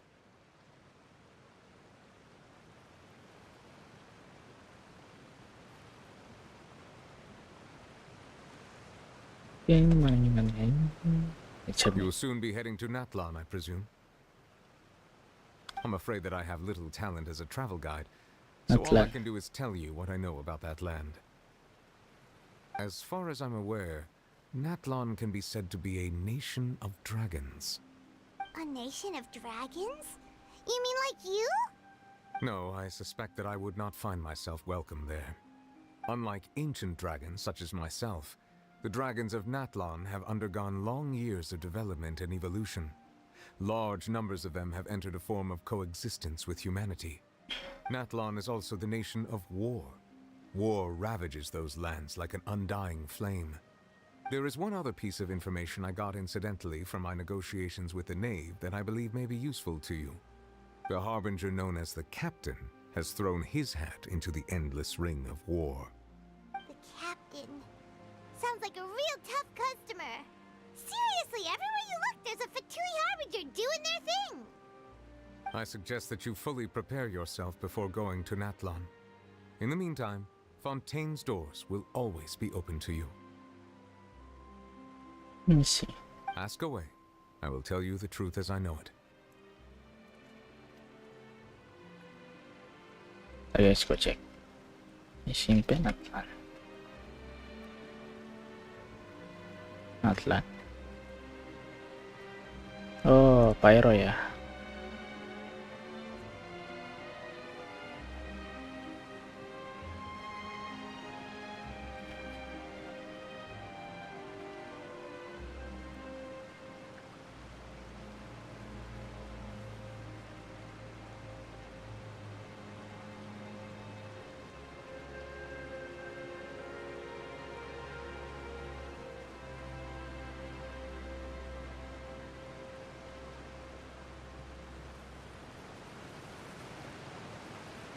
Neruda, Atlan. Snenanaya. Oh, Sairo. Banyak lagi update. Udah. Hang on a sec. Paimon's still got a question about the Gnosis. When we spoke to Lenny earlier, he mentioned that your attitude towards giving away the Gnosis had clearly changed. We guessed that there might be some reason for it that only you were aware of. No wonder the House of the Hearth is the Fatui's intelligence division. They are certainly sharp. So regarding this specific issue, I was just getting ready to share something with you. What is it? In truth, I exchanged some further words with that lady named Skirk after sending you two back to the surface. It went something like this. Gimana tuh?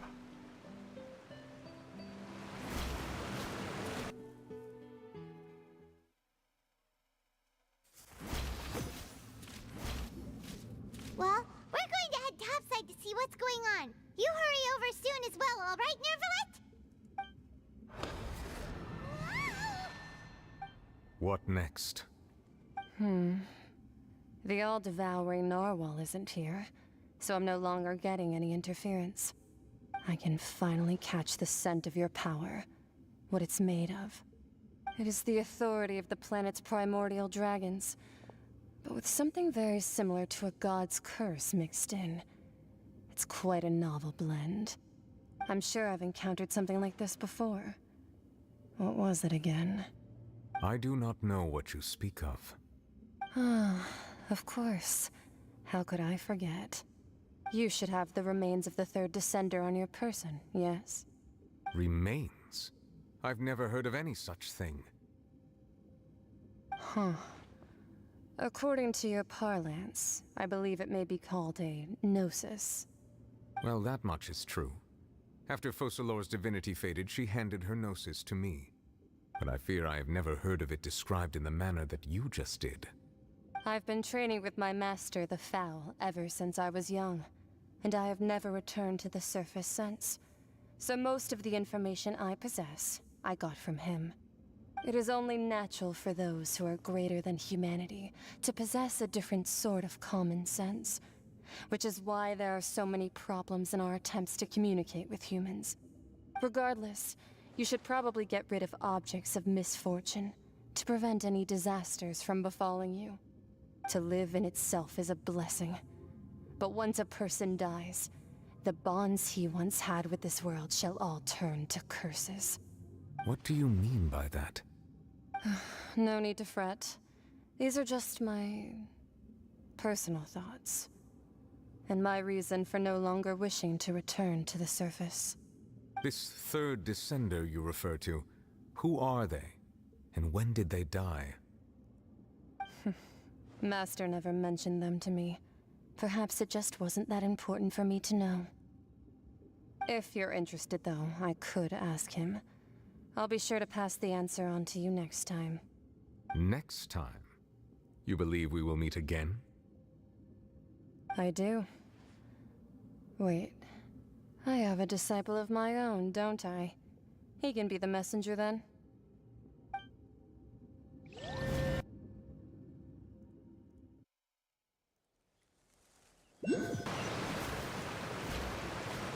That's what she told me. Whether it would prove useful or not, I wanted to pass that information on to you. The remains of the third descender? So that's what the Gnosis actually are. Paimon just thought they looked like chess pieces. How could they be a person's remains? All the same, assuming that there was no misunderstanding or special metaphor at play, that is what she meant to say. And she said that it would bring misfortune and that you should check it, which is why you gave it to the Fatui! If she speaks the truth, then I would simply be putting Fontaine at unnecessary risk by keeping it here.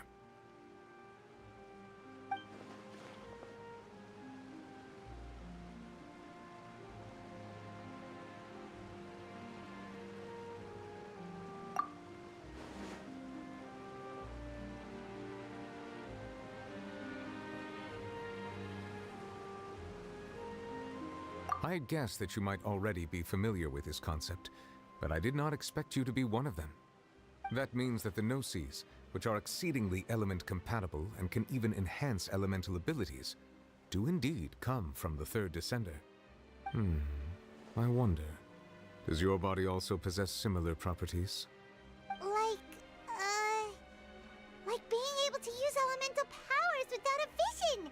That does sort of count as special compatibility, right? No, let's not think about this stuff right now. It just feels creepy. Comparing the Traveler to the dead third Descender and all.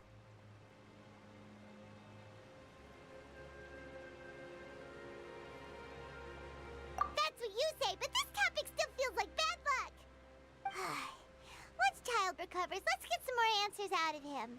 Or go look for his master and get the answers that way. I too believe it unwise to make too many blind guesses when information is lacking. The same is true of being at court. All right. Whatever the case, it seems like the crisis here in Fontaine's over for now. Yes. All of Focalor's efforts were for this moment as well. But she sacrificed herself in the end as a god, and she suffered through all those years as a human. Was that really what she wanted? I suppose that would be the mystery of a god's will.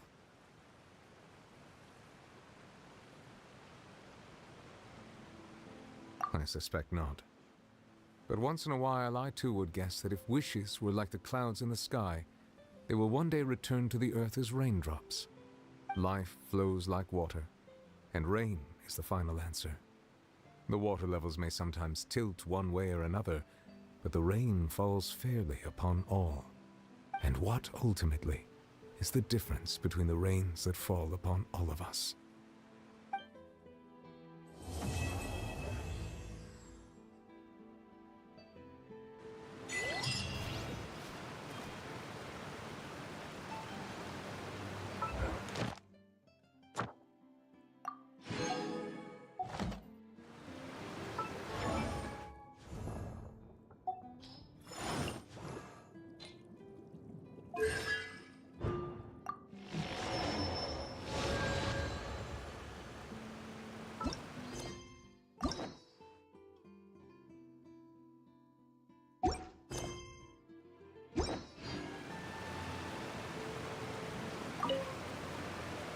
It seems from your expressions that you still have more Ask away.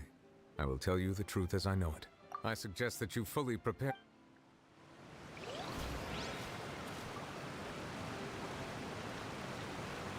Yes, thinking sembilan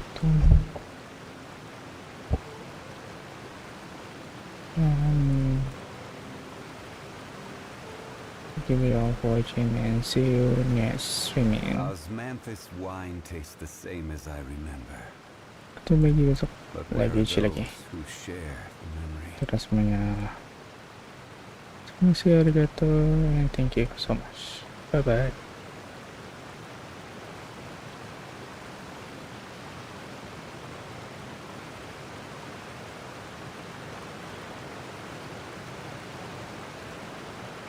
Every journey has its final day. Don't rush.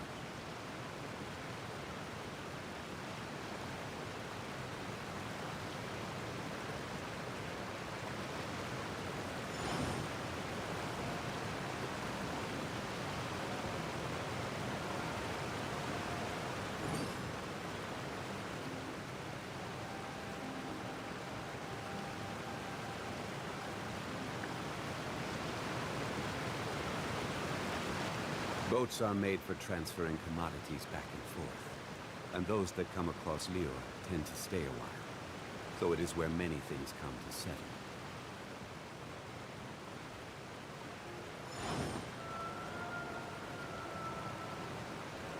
Bye bye.